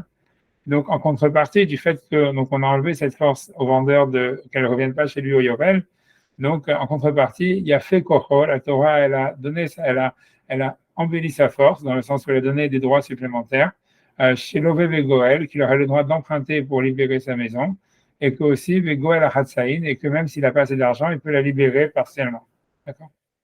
Donc ça, c'est la conclusion de Rav Shechet. C'est clair? Okay. On va faire Rachid sur ça déjà. Okay. Donc on y va. Donc je pense qu'on avait fait déjà les Rachid déjà avec je pense que Rad égalé, qui est des Gulato avec on avait fait Gulato. Ok. Ok. L'Imgol Igael. En fait, le Rachid qu'on doit être maintenant, c'est Imgol Igael. Donc, je sais pas si ouais. Activé, c'est ça. On est dans Imgol Igael. Il y a un Rachid qui commence Imgol Igael. Je ne sais pas si au niveau, tu vois, moi chez moi, c'est quand tu veux dans la gare de Tsiounim, c'est au niveau, c'est à ce niveau-là. Si je veux, attends, je vais compter les lignes encore une fois, c'est 2, 4, 6, 8, 10 lignes, 10 lignes avant la fin des petites lignes. 2, 4, 6, 8, 10, 10 lignes avant la fin des petites lignes dans Rachid. Ouais, il y a un divorce, il y a la fin d'une ligne, il y a marqué Imgol Igal. Si jamais il le rachètera, tu vois. Tu vois, là, c'est déjà la fin. Tu vois, ça veut dire, c'est Imgol Igal, ça veut dire, tu vois, c'est. Pourquoi j'arrive pas à le trouver sur c'est pas rien. Attends, bah, Enfin, ça commence par activer des katanées, c'est ça? À mon avis, c'est avant ça. C'est avant celui-là. C'est 2 rachis avant celui-là. C'est Imgol Igal, il y a un petit rachis avant le fichier Matsino. Ah, fichier Matsino. Ok. Et avant Imgol Igal. Un tout petit rachis. Entre ces deux-là, mais j'en ai pas. Tu vois, je l'ai pas? C'est sûr que je Non, mais biscroutage, je vais regarder. Voilà, ici, là, tu vois Imgol Galilée ici sur le truc de Sacha. Tu vois, c'est là, c'est en dessous de la ligne bleue, tu vois, c'est Imgol Gaël. Tu vois aussi, je fais mon curseur. Ouais, c'est, voilà, c'est Imgol Gaël. C'est là où est-ce qu'il a mis son petit machin. Tu vois, c'est pas très long. Tu vois, Imgol Gaël, donc ça, c'est le passage qui parlait de celui qui a, voilà, Hazak, celui qui a sanctifié, donc, celui qui a sanctifié, donc, un champ qu'il avait reçu en héritage. Donc, la Torah, elle a doublé là-bas le mot Imgol Igael. Donc, s'il libéra, il libéra. Pour nous apprendre que si quelqu'un a sanctifié son champ qu'il a reçu en héritage, il peut emprunter et le racheter. Il peut le racheter à moitié. D'accord. Donc, je vais donc Imgol Igael, racheter dit simplement. Le Magdish Sadeh Afouza, ça parle de celui qui a sanctifié le champ qu'il a reçu en héritage. D'accord. Pour la Torah, là-bas, elle dit spécifiquement qu'il peut emprunter et le libérer ou le libérer à moitié. Donc maintenant, ok, ça c'est tout ce qu'il dit Rachid, donc c'est un truc d'Rachid, mais là, le Rachid, l'important c'est celui-là sur Rabbi Shimon. Donc Rabbi Shimon, il est fiche chez Matsino. Donc voilà, donc les fiches chez Matsino, tout ce que je vous ai dit à l'oral. Donc on a Rabbi Shimon, lui, il dit que la Torah, elle a dit que si quelqu'un, voilà, il a acheté un champ, il peut voilà, ça veut dire, et si quelqu'un, il a sanctifié son champ, il peut le racheter, il peut emprunter, le racheter à moitié, ce qui n'est pas le cas de celui qui a vendu son champ. D'accord? Et maintenant, donc Rabbi Shimon, donc, il donne une théorie sur ça. Donc maintenant, Rachid explique, il fait l'introduction. Il dit, Rabbi Shimon, Darish Ikra. Rabbi Shimon, c'est ce que je vous avais dit, c'est ce qu'on retrouve dans tout le Talmud, c'est le principe d'Arish Ta'amad Ikra. Rabbi Shimon, il interprète, on va dire, Ta'amad Ikra, la raison du verset. Bechol Durta, dans tous les endroits. Et donc, là-bas, Rachid ici d'une référence, tu vas pas à Metsia, page Kouf Telvat. C'est là-bas où tu vas voir, si tu veux voir le principal de la Sougia ou la Gemara, elle traite de la vie de Rabbi Shimon qui interprète la raison des versets et qui déduit la par rapport à la raison des versets, et tu veux voir plus en détail tout ça, il dit voilà, regarde, va à Metsia, page 15a, là-bas, il y a une grande Sougia, on ramène plusieurs cas. Mais je dis, ce qui sort de là-bas, c'est que Rabbi Shimon ne dit pas ça d'une manière systématique, il dit ça pour certaines mitzvot. Tu comprends? Pour des mitzvot où il y a une certaine nationalité. Il ne va pas dire ça pour Shabbat, par exemple. Il ne va pas dire ça pour l'interdit de manger du lait de la viande. C'est comme ça, tu comprends? Bref, je vais faire la parenthèse. Donc, OK, en tout cas, Rachid, il donne la réponse. Il dit Nami, et ici aussi. Nami, c'est ici, Nami aussi. Yariv Ta'ama Likra. Il donne une raison au verset. Ça veut dire, il interprète la raison de la halakha, on va dire. V'ashmo Inan, et vient nous apprendre d'Ikpida à Torah, que la Torah, elle a été makpida, elle a été pointilleuse, elle a été, voilà, elle a été makpid, je sais pas comment traduire, elle a été pointilleuse. Les chazer a cherché, chez l'otifaka, que ça ne parte pas, ça ne soit pas l'afkia, que ça ne disparaisse pas, on va dire, qu'on n'annule pas, à Chouza, l'héritage, meilleur chiffre des héritiers. Ce qui veut dire, c'est que Rabbi Shimon, il dit, ce qui sort de toute sa halachot, c'est que la Torah, elle a voulu donner des possibilités aux propriétaires d'un champ ou d'une maison ou n'importe quoi, qu'il ait quand même des possibilités de le récupérer, même quand il a vendu, même quand il a sanctifié. Et donc, elle va jamais mettre le vendeur dans une situation où il n'a pas de possibilité de récupérer le champ. Et donc, c'est pour ça qu'il va dire, donc, il dit ça, c'est l'idée générale. L'idée générale, c'est que la Torah, elle a cherché à ce qu'on n'enlève pas l'héritage des héritiers. D'accord? Les fiches, il y a fait Koach Mocher. Donc, ça veut dire, du fait que dans certains cas, la Torah, elle a donné beaucoup de droits aux vendeurs, Shen Nahalato Nifkaat, que de toutes les manières, son héritage, il ne va pas être annulé. Sheare, parce que Choser et Lobe Yovel, elle lui revient dans le Yovel. Donc, les fichar, c'est pour cela. Lo Chash, la Torah, elle n'a pas cherché le Yafot Koro à embellir sa force, veut dire à lui rajouter des droits, et la vote qui puisse en plus emprunter Véligol pour libérer, Véligol la Hatsaïn et qui puisse en plus libérer partiellement. Aval Magdish, mais si jamais quelqu'un il a sanctifié son champ, les fiches chez Ura Koro, puisque la Torah elle a affaibli la force de celui qui a sanctifié le champ, les Havsid Nahalato, qu'il va perdre son héritage, c'est-à-dire que là-bas, dans le cas, si lui ne le rachète pas jusqu'au Yovel, il reste pour tout le temps dans les mains des Kohanim, le Yovel, qui est dictif, comme le verset dit, Vaya Asade Betset Oba Yovel, si jamais il ne rachète pas le champ à la fin, en sortant du Yovel, Kodesh Hashem, un truc comme ça, sera Kodesh, ça veut dire, il restera dans les mains du Ekdesh, on mettra avec la Kohanim, et ensuite il est divisé pour les Kohanim.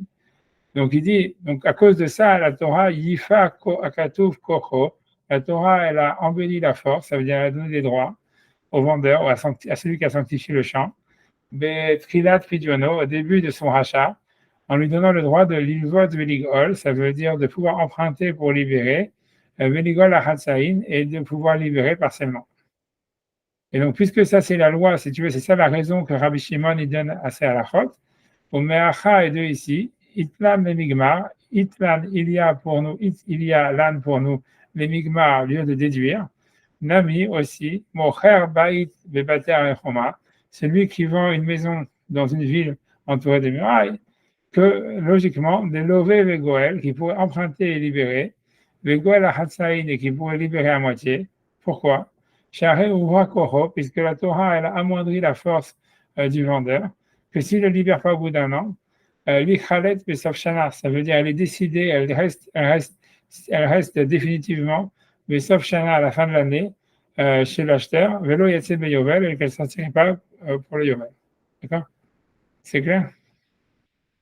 C'est bon? Ouais. Voilà, donc c'est ça. Ok, donc maintenant, on va faire le ITV. Ok, donc on avance. Ok, ITV. Ok, donc ce que tu veux, la grand maintenant, elle va apporter une braïta, plus ou moins qui dit le contraire, et elle va dire en fait ça sera banane. Donc on va voir, mais c'est un peu compliqué, je vous avertis, mais bon, ça va passer. Il est top. Alors, ITV, donc ça fait catastrophe et tout ça par derrière. Ouais, ça, je pense que ça sera la semaine prochaine, mais ok, on va déjà essayer de comprendre la grammaire déjà normal comme ça.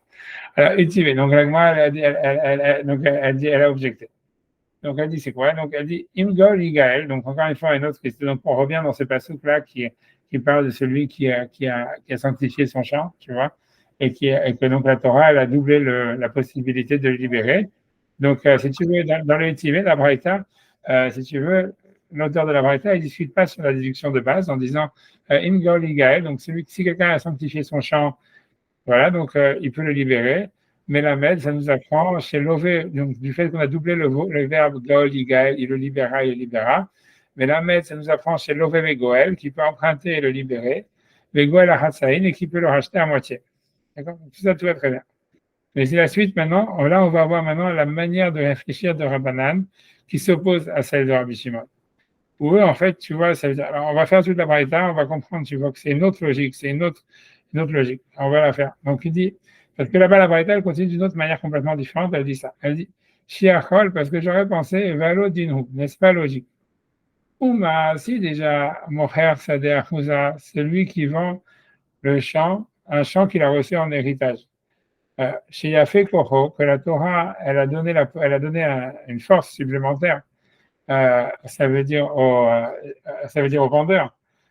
Chez Nigia Yovel, que si jamais le Yovel il arrive, Velonigala, qu'il n'a pas libéré, Proseret Libaale Abba Yovel, elle revient chez le propriétaire initial, chez le vendeur, au Yovel. Donc on voit que la Torah, l'auteur d'ici de la Braïta, il dit on voit que la Torah, elle a donné plein de droits à celui qui a vendu son champ. Tu vois que même s'il ne le libère pas, à la fin, il le récupère gratuitement au Yovel. Et malgré tout, il dit Ura Koro, la Torah, elle a dit, elle a amoindri sa force en disant Shen Love Vegoel, qu'il n'a pas le droit, par contre, d'emprunter pour libérer son champ, ni de Vegoel Achasaï, ni de le racheter à moitié. Et donc, il dit comme ça Magdish, si quelqu'un a sanctifié son champ, chez Ura Koro, que la Torah, en fait, elle a amoindri sa force. Chez Migia Yovel, que si jamais le Yovel il est arrivé, Velo Nigala, et qu'il n'a pas libéré, là, Yotzed la Kohanim, elle reste chez les Kohanim, mais Yovel, pendant le Yovel, Enodine, n'est-ce pas logique de penser chez un Hakoho que la Torah va aussi, à forte raison, enlever la force du Magdish, de celui qui a sanctifié son champ, chez Love Vegoel, qui ne peut pas emprunter libérer, Vegoel à Hatsaïn, et qui ne puisse pas libérer à moitié. Tu vois? Alors, d'accord, c'est pour l'instant c'est clair, ça veut dire, tu vois, ça veut dire, grosso modo, donc, ça veut dire, l'agma ici, la Braïta, c'est une autre logique. Ça veut dire, il faut comprendre, tu vois, que la logique qui s'oppose à celle de Rabbi Shimon, c'est la logique, tu vois, des auteurs de la Gemara d'une manière générale. C'est-à-dire que quand tu fais un Kalvachomer, en réalité, tu présupposes, tu vois, l'idée derrière, c'est-à-dire que quand tu vas faire un Kalvachomer, au fond, tu présupposes que tu interprètes pas la raison du pasuk. Si tu veux, la raison de l'interprétation de Rabbi Shimon, la manière d'interpréter de Rabbi Shimon, si tu veux, c'est une logique complètement opposée à celle du Kal Vachomer. Non, quelqu'un? T'as levé la vraiment levé la moi je sais pas. Tu vois, je sais pas, tu vois, bref, je sais pas ce que ça veut dire, mais bon, c'est pas grave. Mais tu vois, mais ça veut dire, mais en tous les cas, ça veut dire, parce qu'il y a marqué que tu as levé la main, mais je sais pas si, alors ça, mais ça veut dire, grosso modo, c'est ce que je répète, c'est que tu vois, c'est que Rabbi Shimon, ça veut dire, le Kalvachomer, après, il faut comprendre déjà ça, c'est que la manière de réfléchir d'un Kalvachomer, c'est une manière opposée à celle de penser qu'on peut interpréter la raison du pasuk. Parce que, pour expliquer comment, si on voit ici un exemple, tu vois, c'est-à-dire, parce que si tu réfléchis par Kalvachomer, ça veut dire, en fait, tu présupposes que si tu veux, Une transmission. voilà, ça veut dire, c'est même pas qu'il y a une transmission, c'est que tu dis, voilà, tu dis, parce qu'en fait, tu dis comme ça, on va refaire le raisonnement à l'oral de ce qu'ils disent, comment elle commence la braïta. La Braïta, elle commence par dire, tu vois, elle dit, parce qu'elle dit comme ça, elle essaie de justifier pourquoi est-ce que la Torah elle a eu besoin de nous dire, déjà, pourquoi est-ce que la Torah elle a eu besoin de nous dire que si jamais quelqu'un il sanctifie son champ, il peut le libérer partiellement ou emprunter pour le libérer. Et donc lui, si tu veux l'auteur de la Braïta, il dit parce que si j'avais pas eu ce passage-là, j'aurais dit c'est sûr qu'il peut pas. Pourquoi? Parce que j'aurais fait un calva homer. J'aurais dit si déjà quelqu'un qui vend son champ, qu'en fait le champ il lui revient au Yovel, donc ça veut dire que le vendeur il a une force. La Torah elle a donné des droits spécifiques au vendeur, que la vente elle est annulée au Yovel et qu'il récupère son champ. Donc d'ici déjà ça, malgré tout, la Torah elle a dit qu'il ne peut pas emprunter de l'argent pour libérer son champ ou le racheter partiellement. Donc si déjà dans ce cas-là, Kalva Homer dans le cas où quelqu'un il sanctifie son champ, où la Torah dit spécifiquement que s'il ne le libère pas au Yovel, le champ il reste chez les Kohanim, que c'est sûr qu'il ne pourra pas emprunter, tu vois, qu'il ne pourra pas emprunter de l'argent pour libérer son champ ou le libérer partiellement. Tu vois, ça veut dire, parce que tu vois que cette logique-là, c'est la logique complètement opposée à Rabbi Shimon, où Rabbi Shimon lui disait, oui, en fait, la Torah, elle cherche à équilibrer les droits, et donc, en fait, là où est-ce qu'elle lui a donné le droit de récupérer le champ, ça veut dire au Yovel, donc c'est pour ça qu'elle a limité ses droits de le racheter, partiellement. Mais si jamais, au contraire, le champ il reste chez le Yovel, donc la Torah en contrepartie, elle va lui donner des droits pour qu'il puisse se libérer, tu vois, partiellement ou en empruntant. Et tu vois, ici, le Kalvachomer, ici, la Braïta, elle part sur une logique complètement opposée. Tu vois, elle dit, si déjà, tu vois, elle dit, si déjà, quand quelqu'un il a quelqu'un il a vendu son champ, en fait, et que le champ il revient directement à Yovel, la Torah, elle a dit, bien, malgré tout, il ne peut pas emprunter, il peut pas emprunter pour le libérer, il ne peut pas le libérer partiellement. Si déjà quelqu'un si quelqu'un a plus forte raison, si quelqu'un sanctifie son champ et que la Torah dit spécifiquement que le champ est resté chez les Kohanim après le Yovel, s'il ne le libère pas, c'est sûr qu'il ne peut pas emprunter pour le libérer et qu'il ne peut pas le libérer partiellement. Tu vois, les deux logiques, elles sont complètement opposées, tu vois. Et la base de cette opposition de manière de réfléchir, tu vois, c'est parce que c'est basé sur à savoir est-ce que j'interprète la raison du verset ou pas. Ça veut dire, comme Rabbi Shimon, ça veut dire, tu vois, l'idée, c'est qu'interpréter la raison du verset, ça s'oppose en fait à faire des calvaires homer. Parce que tu comprends, les calvaires homer, ça se présuppose en fait au fond que tu comprends pas pourquoi la Torah elle a dit quelque chose. Donc toi, tu dis, je n'ai pas la prétention de comprendre pourquoi la Torah elle a dit, tu vois, pourquoi est-ce qu'il peut acheter son champ emprunté pour acheter son champ ou pas emprunter pour acheter son champ ou acheter son champ partiellement. Je ne sais pas pourquoi. Donc comme je ne comprends pas, maintenant si j'ai un doute, qu'est-ce que je fais? Alors je ne vais pas essayer de donner une raison pourquoi et d'interpréter par rapport à une raison que j'aurais donnée. Je vais simplement dire, au contraire, je vais réfléchir par rapport, tu vois, à une sorte de calva homer. Ça veut dire en disant, au contraire, tu vois, si la Torah elle a fait une loi comme ça, donc ça veut dire que cette loi, et que quand elle a fait cette loi, elle a donné telle ou telle prérogative. Si jamais la Torah a été plus loin encore dans un autre cas, comme dans le cas de celui qui sanctifie son champ, que le champ ne lui revient pas au Yovel, donc c'est sûr que la Torah ira encore plus loin pour se dire qu'il ne peut pas le racheter partiellement, il ne peut pas le racheter chez lui en empruntant. Je ne sais pas si tu comprends, tu vois, le fait de réfléchir par calvaire homer, ça présuppose. Ça montre qu'il n'y a pas de logique. Ça montre qu'il n'y a pas de logique. Ça montre que tu ne comprends pas pourquoi. C'est pour ça que tu vois que le calvaire homer, c'est un truc que tu trouves dans la Gemara, tu ne le trouves pas chez les goïms. Pourquoi? Parce que les goïms, tu vois, eux, tu vois, ils pensent que la loi, elle est logique. Donc, quand tu penses que tu peux interpréter la raison de la loi, donc tu ne vas pas faire un raisonnement à plus forte raison. Tu vois, parce que c'est comme Rabbi Shimon, il a fait. Tu vas, au contraire, tu vas dire, ouais, sûrement, il y a un équilibre. Peut-être, tu vois, ça veut dire ça. Justement, tu commences, ça veut dire, tu vas trouver une rationalité en disant, comme il y a ça, en contrepartie, il y a ça avec ça. Donc, tu peux pas réfléchir ça comme sur des blocs en disant, il y a des plus, il y a des moins, et je fais des maths par rapport à des plus et des moins. Mais en fait, l'idée du fait que la Gemara, elle déduit, elle fait des calvaires homer, c'est parce qu'elle, en fait, elle prend comme axiome qu'elle ne comprend pas la raison de la Torah. Elle ne comprend pas la rationalité de la Torah. Donc, c'est pour ça qu'elle fait un calvaire homer. Mais tu vois, donc déjà, c'est pour ça que je te dis que tu vois, c'est différent. Mais c'est pas ça. Là. Donc, tout ça, pour l'instant, tu pourrais dire, OK, c'est une logique différente de ce qu'on a vu dans la variété précédente. On s'en fout. De toutes les façons, on sait que Rabbanan, eux, de toutes les façons, ils ne réfléchissent pas comme Rabbi Shimon. Donc, c'est toujours, il n'y a pas vraiment de question encore pour l'instant. Malgré, tu vois, qu'on voit une manière, tu vois, différente de réfléchir.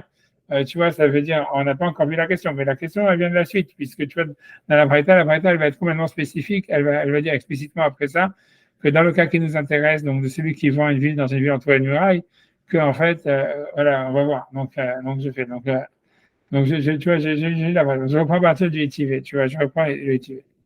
Donc la question, donc on objecte, tu vois, par rapport à cette variété, donc là, voilà, encore une fois, non. Donc, je reprends la braïta à partir de là.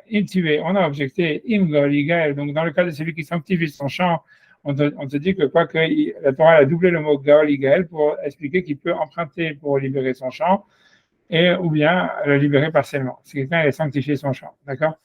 Imgal Igael, mais la mettre chez Lové Vegoel, ça nous apprend qu'il peut emprunter et libérer, ou bien Goel Achatsaïn, ou qu'il peut libérer partiellement.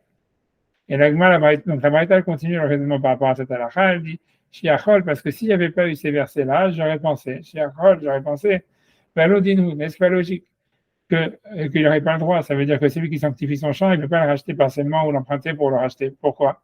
Valodinu, n'est-ce pas logique? Ouma, Mocher Sader Chouza, si déjà quelqu'un, il vend un champ qu'il a reçu en héritage, Shiafé Koro, que la Torah, elle lui a donné une énergie, elle lui a donné une force.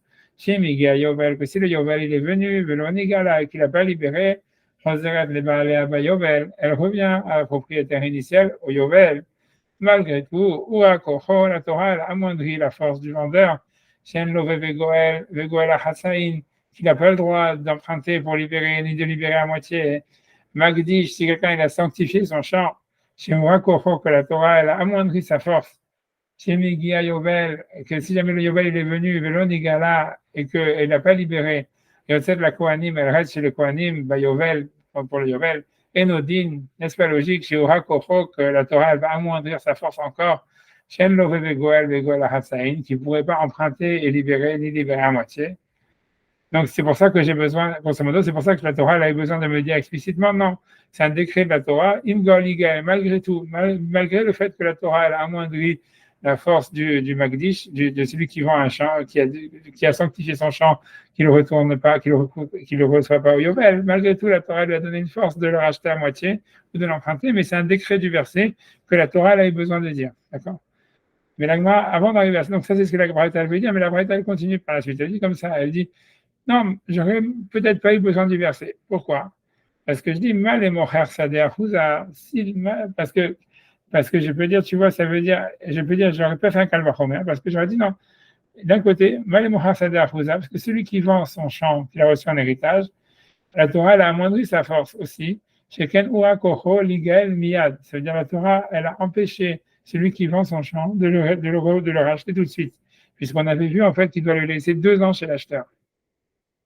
Je crois que si quelqu'un vend son champ, je vous avais dit au début, quelqu'un qui vend son champ, il peut le racheter n'importe quelle année jusqu'au Yovel. Au Yovel, il le récupère gratuitement s'il n'a pas racheté. Mais pendant les 2 premières années, il est obligé de l'acheter et de le laisser chez l'acheteur. Donc, or, cette fois-là, elle n'existe pas dans celui qui sanctifie son champ. Si quelqu'un sanctifie son champ et donne son champ à Ekdesh, il peut le racheter tout de suite. Donc la Braïta, elle dit, donc tu ne pourrais pas faire un calvachomer. Elle dit comme ça, elle dit, toi tu voudrais dire, sans le pasouk, j'aurais dit que celui quelqu'un qui sanctifie son champ, il ne peut pas le racheter à moitié ni emprunter parce que c'est un calvachomer de celui qui a vendu son champ. Non, parce que celui qui a vendu son champ, à part ça, lui, il a une loi qu'il ne peut pas le racheter tout de suite, il doit le laisser 2 ans chez l'acheteur. Alors que celui qui sanctifie son champ, lui, il peut racheter son champ sur place. Donc, j'aurais pas pu déduire, tu vois, donc, encore une fois, j'aurais pas pu déduire qu'il n'a pas le droit d'emprunter ou de libérer son champ à moitié.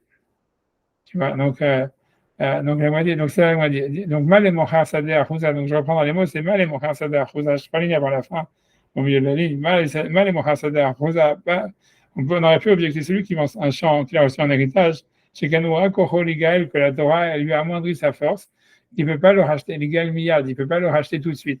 Il doit le laisser 2 ans chez l'acheteur. Thomas Ben Magdish, tu pourrais dire, et toi tu veux dire une halakha chez celui qui a sanctifié son champ, qui ne pourrait pas le racheter partiellement ou emprunter pour le racheter. Chez Yafé, pourquoi la Torah lui a donné ce droit légal miyad, où il peut le racheter tout de suite du Hekdesh après l'avoir sanctifié. Il n'est pas obligé d'attendre 2 ans. D'accord? Alors sur ça, ok, donc tout ça encore ok, tu veux dire, ok, ça n'a qu'un rapport avec notre histoire, mais la suite de la Braïta, elle va essayer de réfuter cette réputation en disant ça. Parce qu'elle dit comme ça, elle dit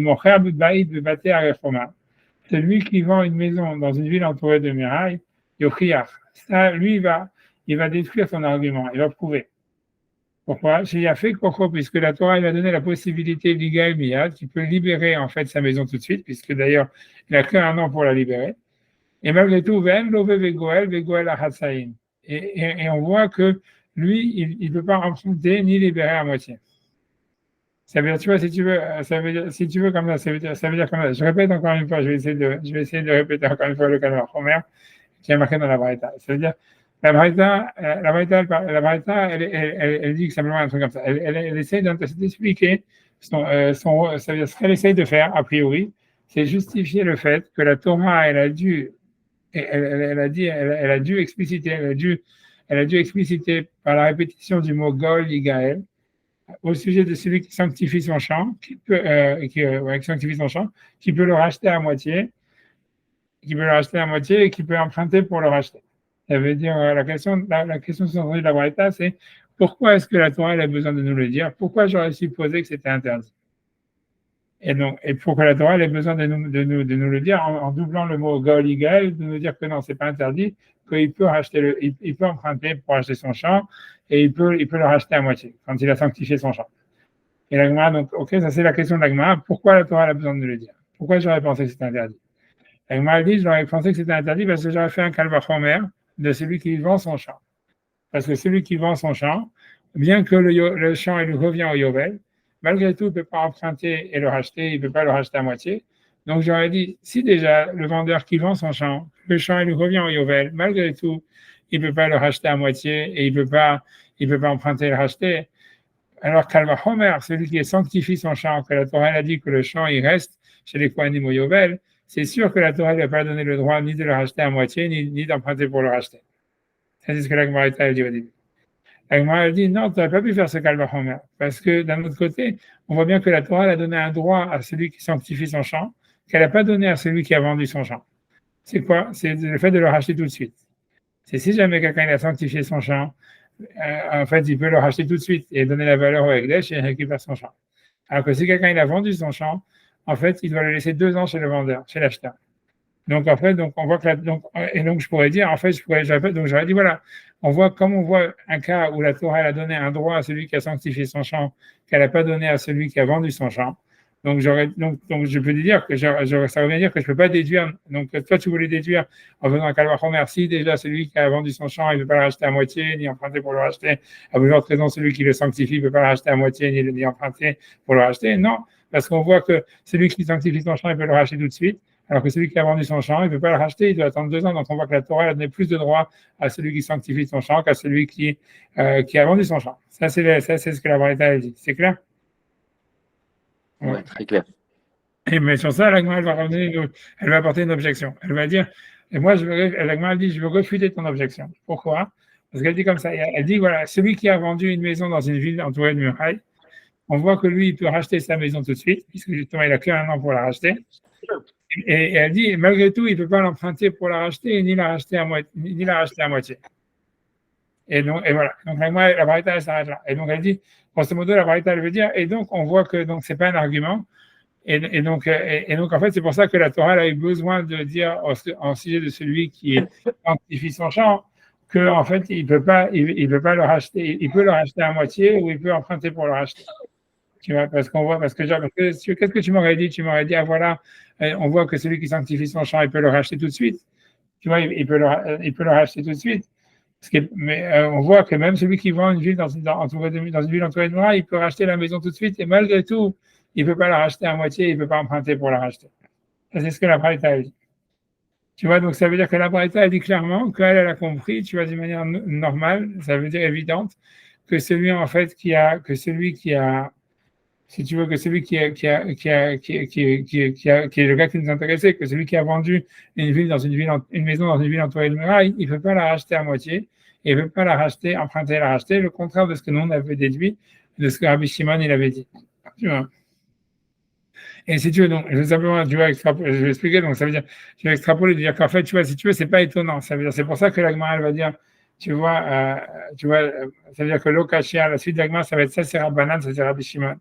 Ça veut dire, c'est pas étonnant. Ça veut dire, l'idée, c'est que, au début, tu vois, Rav Shechet, il avait dit, voilà, selon Rabbi Shimon, que lui, il a fait la raison du verset, comme on a vu déjà, tu vois, je vais pas répéter encore une fois pour pas embrouiller plus, tu vois, grosso modo, on veut équilibrer les droits, en fait, de celui qui vend ou celui qui sanctifie. Donc, en fait, si on fait les maths, ça voudrait dire que celui qui vend sa maison dans une ville entourée de murailles, comme au Yovel, elle ne lui revient pas, donc c'est sûr qu'il a le droit de la racheter à moitié de la racheter à moitié tu vois, ou d'emprunter, de la racheter. Ça, c'est ce que Rav Shechet, il avait dit. Mais la Gemara, elle avait dit. Donc, pourquoi Rav Shechet, il avait dit ça? C'est parce que Rav Shechet, si tu veux, il s'est dit, voilà, comme selon Rabbi Shimon, c'est comme ça, on n'a pas une braïta, on n'est pas sûr que Rabbanan, il discute sur lui, sur ça. Donc, sur cette halakha, donc on ne va pas assumer qu'ils discutent. Donc, toi, tu m'avais posé la question, est-ce que si quelqu'un il voit une ville dans une ville entourée de murailles, est-ce qu'il peut la racheter à moitié ou pas? Est-ce qu'il peut emprunter pour la racheter? Moi, je te dis, comme on a la logique de Rabbi Shimon, a priori, je dis que oui, puisqu'en fait, normalement, comme elle ne revient pas au Yovel, il aurait le droit de la racheter à moitié et de la racheter, d'emprunter de la racheter parce que la Torah a voulu équilibrer les droits et essayer de lui donner une chance de ne pas perdre sa maison, si tu veux. Comme Rachid dit, tu vois. Et ça, c'est ce que Rachid, il avait assumé. La question, elle est dire, OK, le ITV, c'est-à-dire le de l'Agma, il dit, voilà, on voit une braïta que Rabbanan qui discute d'une manière principale, d'une manière très générale, sur la manière d'interpréter de Rabbi Shimon. Eux, en tous les cas, d'une manière qui n'est pas étonnante, mais ça veut dire maintenant qu'on voit explicitement, eux, ils discutent sur ça. Ça veut dire, eux, Rabbanan, pour une raison ou pour une autre, eux, ils ont compris on voit dans la braïta, qu'ils ont compris que c'était quelque chose d'évident pour eux, que celui qui vendait une maison dans une ville entourée de murailles, en fait, il ne pouvait pas la racheter à moitié, il ne pouvait pas emprunter et la racheter. Puisque tu vois que quand Rabbanan il dit, je fais un kalvachomer et tout ça, etc., et ils disent, ah oui, mais je peux obliger dans kalvachomer parce que celui qui vend un champ, il ne peut pas le racheter tout de suite, alors que c'est celui qui sanctifie un champ, il peut le racheter tout de suite. La Braïta dit, non, mais celui qui vend une ville dans une ville de murailles, c'est une preuve, puisque là-bas, il peut le racheter tout de suite, et malgré tout, il ne peut pas le racheter à moitié, il ne peut pas l'emprunter et le racheter. Donc, tu vois, on voit que Rabbanan, dans cette Braïta, ils ont compris clairement que, d'une manière évidente, que c'était ça la halakha, tu vois. Et donc, ça veut dire, donc l'idée, c'est de dire, voilà, donc c'est ça, sans ça que c'est une question sur Rav Shechet, et ça va rester une question, ça veut dire, ça reste la conclusion, ça veut dire, ok, Rabbi Shimon, lui, il a sa logique, et dans la logique de Rabbi Shimon, ce que Rav Shechet, il a déduit, c'était vrai, mais on voit clairement que Rabbanan, que eux, ils discutent sur tout le principe d'interpréter la raison des mitzvot, et font le kalvachomer et tout ça.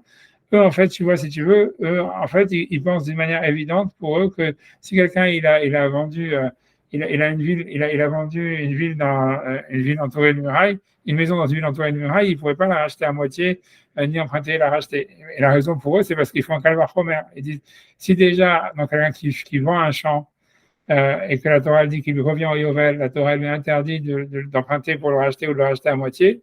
Celui qui vend une maison où la Torah elle a dit qu'il ne la récupère pas au Yovel si jamais il n'a pas racheté au bout d'un an, c'est sûr que la Torah lui aussi interdit de le racheter à moitié ou de l'emprunter, de le racheter. Tu vois, ça c'est la logique de Rabbanan, tu vois, et on voit Rabbanan, ils ont dit explicitement qu'ils pensent comme ça.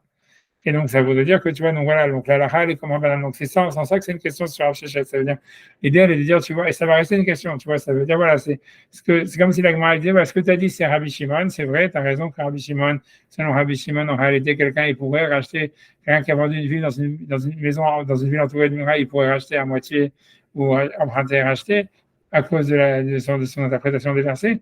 Mais selon Rabbanan, eux, ils n'interprètent pas la raison des versets, ils font un kalvachomer. Ça veut dire, donc, ils font, tu vois, des argumentations. C'est-à-dire, ils prennent parti comme qu'on ne peut pas comprendre la raison de la Torah.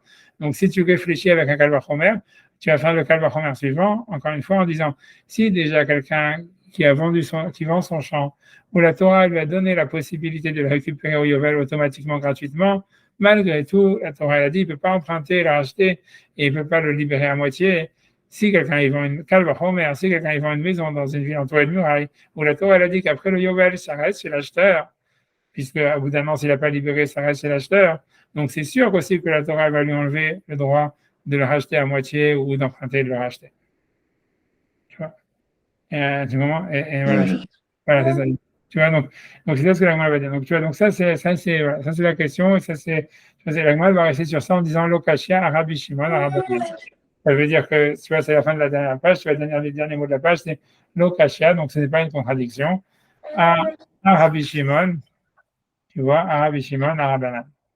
C'est Arabanan, Arabi Shimon. Tu vois, en haut de la page qu'a fait Aleph Moudalef. Il ne parle pas de la même chose. C'est pas qu'il ne parle pas de la même chose, mais ça veut dire, je vois comment la caméra est, mais tu vois, ça veut dire, voilà, ça veut dire, c'est pas qu'il ne parle pas de la même chose, mais ça veut dire, c'est deux avis différents. Ça veut être obligé de dire que ça dépend de la marloquette. Ça veut dire que si tu penses qu'on lit la raison des versets, alors à ce moment-là, c'est vrai, si quelqu'un il vend une ville dans une maison en doigt de muraille, la logique, elle voudrait qu'il aurait le droit de la racheter à moitié ou d'emprunter pour la racheter.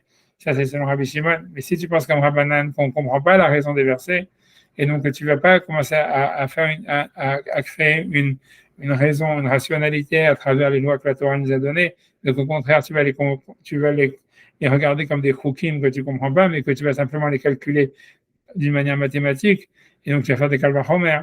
Donc tu arrives à la conclusion inverse. Tu vas faire le kalvachomer en disant, si déjà, quand quelqu'un il a vendu son champ, ou la Torah lui a donné le droit de récupérer le champ gratuitement au Yovel, malgré tout, la Torah lui interdit de le racheter à moitié ou d'emprunter de le racheter. Dans le cas de celui qui vend une maison, où la Torah a dit au bout d'un an, si tu ne la rachètes pas, la maison elle reste chez l'acheteur, c'est sûr que tu vois, la Torah elle va lui dire, tu n'as pas le droit de le racheter à moitié, ni d'emprunter de le racheter. Tu comprends? Et ça, c'est la vision de Rabbanan qui font des Kalvachomer. Mais selon Rabbi Shimon, que lui, il explique pas comme un Kalvachomer, il voit la raison de la Torah en disant, ah voilà, on voit ça à la chôte comme ci, on voit ça à la chôte comme ça. Et donc lui dit, on va dégager une raison, une rationalité de ça à la chôte. Et pour lui, c'est qu'au contraire, la Torah, elle veut équilibrer les lois. Elle veut équilibrer les lois entre le vendeur et l'acheteur. Donc pour lui, le raisonnement, il va donner le résultat contraire, la conclusion contraire, en disant que puisque la Torah, elle a dit que quelqu'un qui vend sa maison dans une ville entourée de murailles, il ne peut pas la récupérer au Yovel, et qu'au bout d'un an, il a perdu. Donc c'est sûr qu'en contrepartie, la Torah lui a donné la possibilité de le racheter à moitié et d'emprunter et de le racheter. Tu vois. Donc, tu vois ce que elle veut dire, c'est, tu vois, ça dépend en fait si tu suis la logique de Rabbi Shimon ou si tu suis la logique de Rabbanan. Mais c'est sûr que tu vois que nous, la halakha, on va être comme Rabbanan puisque c'est la vie majoritaire. Tu vois. Donc c'est pour ça que c'est une question sur Rav Sheshet. Ça reste une question. Ça veut dire Rav Sheshet, il est réfuté à cause de ça. Ça veut dire Rav Sheshet, il avait raison en fait de se dire que selon Rabbi Shimon c'est comme ça. Rav Sheshet, il connaissait pas la Braïta, donc il disait puisque Rabbi Shimon il dit comme ça et on n'a pas vu nulle part que Rabbanan il discute, donc j'ai pas assumé que Rabbanan il discute sur Rabbi Shimon. Et en fait, ce que la dit l'Agmara dit non, mais on a une Braïta explicite qui dit que en fait, si tu veux, Rabbanan, il discute sur Rabbi Shimon et ils disent clairement dans le Yochiach, dans la fin de la Braïta, que si jamais, qu'ils ont pris comme évident que si jamais quelqu'un il vend une maison dans une ville entourée de murailles, qu'en fait, il ne peut pas la libérer à moitié, qu'il ne peut pas emprunter et la libérer, tu vois. Et a priori, c'est parce qu'ils ont appris Rabbanan à Kalvachomer, comme je t'ai dit, de celui qui vend à son champ, en disant si déjà celui qui vend à son champ, qu'il le récupère au Yovel, il ne peut pas le libérer à moitié, ni le racheter, ni l'emprunter et racheter, à plus forte raison, tu vois, celui qui vend une ville dans une maison dans une ville entourée de murailles, qui ne récupère pas la maison au bout d'un an, c'est sûr que la Torah a aussi enlevé les droits de le racheter à moitié et d'emprunter pour le racheter. Tu vois. C'est clair? C'est clair, mais on se demande comment Rabbi Shimon il avait passé par l'état là, quoi. Non, mais Rabbi Shimon lui discute sur la Braïta. Ah. Rabbi Shimon, c'est un Tana. Rabbi Shimon, c'est un auteur de la Mishnah de la Braïta. Donc lui, en fait, c'est quand il y a Rabbi Shimon et Rabbanan, ça veut dire Rabbi Shimon, lui, il a sa raison et Rabbanan, ils ont la raison, tu vois. C'est une marlouquette, tu vois. C'est une discussion parmi les auteurs de la Braïta, de la Mishnah, tu comprends. Tu vois, Rabbi Shimon, lui, il ne connaissait pas la Braïta, c'est possible, tu vois. C'est pas, tu vois, tu ne peux pas connaître les Braïtas. Ça veut dire, voilà, lui, il assumait que comme il connaissait de Rabbi Shimon, que ça sortait, que c'était ça la halakha, il s'est dit sûrement Rabbanan, ils sont d'accord, tu vois. Parce que comme je dis, cette discussion à savoir qu'il y a une question générale dans tout le Talmud, est-ce que tu fais des kalvachomer ou bien est-ce que tu vas chercher une rationalité dans la Torah, dans les mitzvot, c'est pas, tu vois, cette marloquette, elle n'est pas universelle, tu comprends, ça veut dire, comme je t'ai dit, dans des lois qui n'ont aucune logique, Rabbi Shimon, il est d'accord qu'on va pas chercher la logique. Dans des lois qui sont logiques, Rabbanan, ils sont d'accord qu'on voit la logique. C'est dans des cas, tu vois, spécifiques comme ici, où c'est entre les deux qu'il y a une discussion. Ouais. Tu vois. Et donc, c'est pour ça que Rabbanan, tu vois, qu'en fait, tu vois, Rav Sheshet, lui, il ne savait pas si Rabbanan discutait sur Rabbi Shimon sur cette mitzvah-là. Tu comprends? Donc, c'est pour ça, donc, il ne connaissait pas la Braïta. C'est pour ça que quand on a objecté la Braïta, alors il dit, OK, Rabbanan, Rabbi Shimon. Voilà, et ça reste, et donc la halakha est comme Rabbanan, donc ça voudrait dire que quelqu'un qui vend une ville, la conclusion de souvent ça, c'est si quelqu'un vend une ville dans une ville entourée de murailles, donc en fait, ça veut dire, il ne peut pas la racheter à moitié, parce qu'on suit la vie de Rabbanan, qui dit qu'il ne peut pas la racheter partiellement, ou qu'il ne peut pas non plus emprunter pour la racheter, tu vois. C'est bon? Ouais, très intéressant. On va faire un rachis, on va faire un rachis. Donc, on va faire un rachis. Donc, la vidéo sur rachis, ok, étirer. D'accord? Donc, étirer. Donc, on a objecté. Les 4 années, c'est ça. Donc, ça veut dire parce qu'il a enseigné à la fin. Donc, Rachid explique déjà, je suis dans Rachid, troisième grande ligne de Rachid, au milieu de la troisième grande ligne. Je ne sais pas si déjà il est encore vivant pour traiter, mais moi, je sais pas.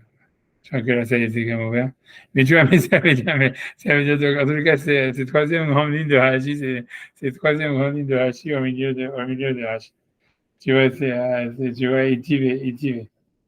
Donc, Itivé, donc on a objecté. Donc, Rachid simplement été dit qu'en fait, tu vois, la question, elle va de la dernière ligne de la Braïta, qui dit clairement des katané sefa, parce qu'il enseignait à la fin de la Braïta, Mocher baïd bebater arechoma, c'est-à-dire si quelqu'un vend une maison dans une ville entourée de murailles, Yochiach, ça veut dire, on peut le prouver. Tu vois, là-bas, la Braïta dit à la fin, quelqu'un qui vend une ville dans une ville entourée de murailles, Yochiach, ça prouve, Shem Loreve Goel, que là-bas, il y a clairement dans la Braïta qu'il ne peut pas emprunter et libérer, ni qu'il peut libérer à moitié, etc. Donc, on voit dans la fin de la Braïta que l'auteur de la Braïta, de la deuxième Braïta, il a compris qu'il avait pris comme une chose évidente, comme quoi quelqu'un qui vend une ville dans une ville entourée de murailles, il ne peut pas emprunter et libérer, ni libérer à moitié. Contrairement à ce que Rachid il avait affirmé en déduction de Rabbi Shimon. Ok, donc l'agma dit comme ça. Ok, donc elle dit, ok, donc Mocher Sadeh Ahouza Shiuha Kocho Ligal Miyad. Donc l'agma dit celui qui vend un champ d'héritage où la Torah, elle lui a, donc l'agma avait objecté en disant non, on peut faire celui qui vend son champ, c'est qu'il ne peut pas le libérer sur place, il ne peut pas le libérer de suite. Donc il explique Rachid ce qu'on a dit à l'oral. Donc il dit que si quelqu'un vend son champ, il ne peut pas le libérer pendant les 2 premières années. Ça veut dire que quelqu'un qui vend son champ, il le récupère au Yovel, il peut le racheter tout le temps, mais pas, il doit le laisser au moins 2 années dans les mains de l'acheteur, à mon avis, parce qu'il fait des investissements, tu vois. Donc, pour qu'elle puisse rester, il faut que le champ reste au moins 2 ans chez l'acheteur. Et Rachid, il amène la source du verset, directif, parce que le verset dit, ça veut dire, parce que le pasuk là-bas dit, dans le compte des années de la récolte, il te l'a vendu. Donc on apprend de ces pasuks qui en trop, que ça veut dire qu'il faut au moins qu'ils vendent 2 récoltes. Donc en fait, qu'ils vendent le champ pour au moins 2 ans. Donc pendant 2 ans, le vendeur, il n'a pas le droit de racheter le champ, tu vois. Donc le pasuk il dit, mais mispa shenet tevuot imachalach. Je sais plus si imachalach ou imachalach, j'ai oublié. Ça veut dire par rapport au compte des années de la, tu vois, ça veut dire des années de récolte, il te le vend, tu le vendras ou il sera vendu. Et donc, on apprend de là, en mechira, on ne peut pas vendre un champ, pechuta mishte shanim, moins de 2 ans. Met lehet, ça veut dire c'est 2 ans, met lehet, 24 heures sur 24. Je ne sais pas si si jamais, je sais que l'agma, elle en parle, si jamais il y a 13 mois dans l'année, comme cette année, est-ce que c'est 2 ans avec 13 mois ou c'est 2 ans avec 12 mois? En tout cas, j'ai dit met lehet. Je ne sais pas, c'est par rapport au jour de la vente, tu vois, ça veut dire, sûrement, c'est s'il y a 13 mois, il y aura une année où il y a 13 mois, quoi. Puisqu'à priori, c'est la date de la vente qui compte. Donc, il faut laisser 2 ans, 24 mois, quoi. Au moins 24 mois ou 25 mois. Voilà. Il dit en tout cas, Harkar Goel, et après ça, donc, le vendeur, s'il veut, il peut racheter le champ. Begiaron Kesef, ça veut dire avec l'amoindrissement de la valeur, en disant, voilà, si je l'ai vendu pour 50 années, tu l'as utilisé 2 ans, moi, je te le rachète pour les 48 années qui manquent.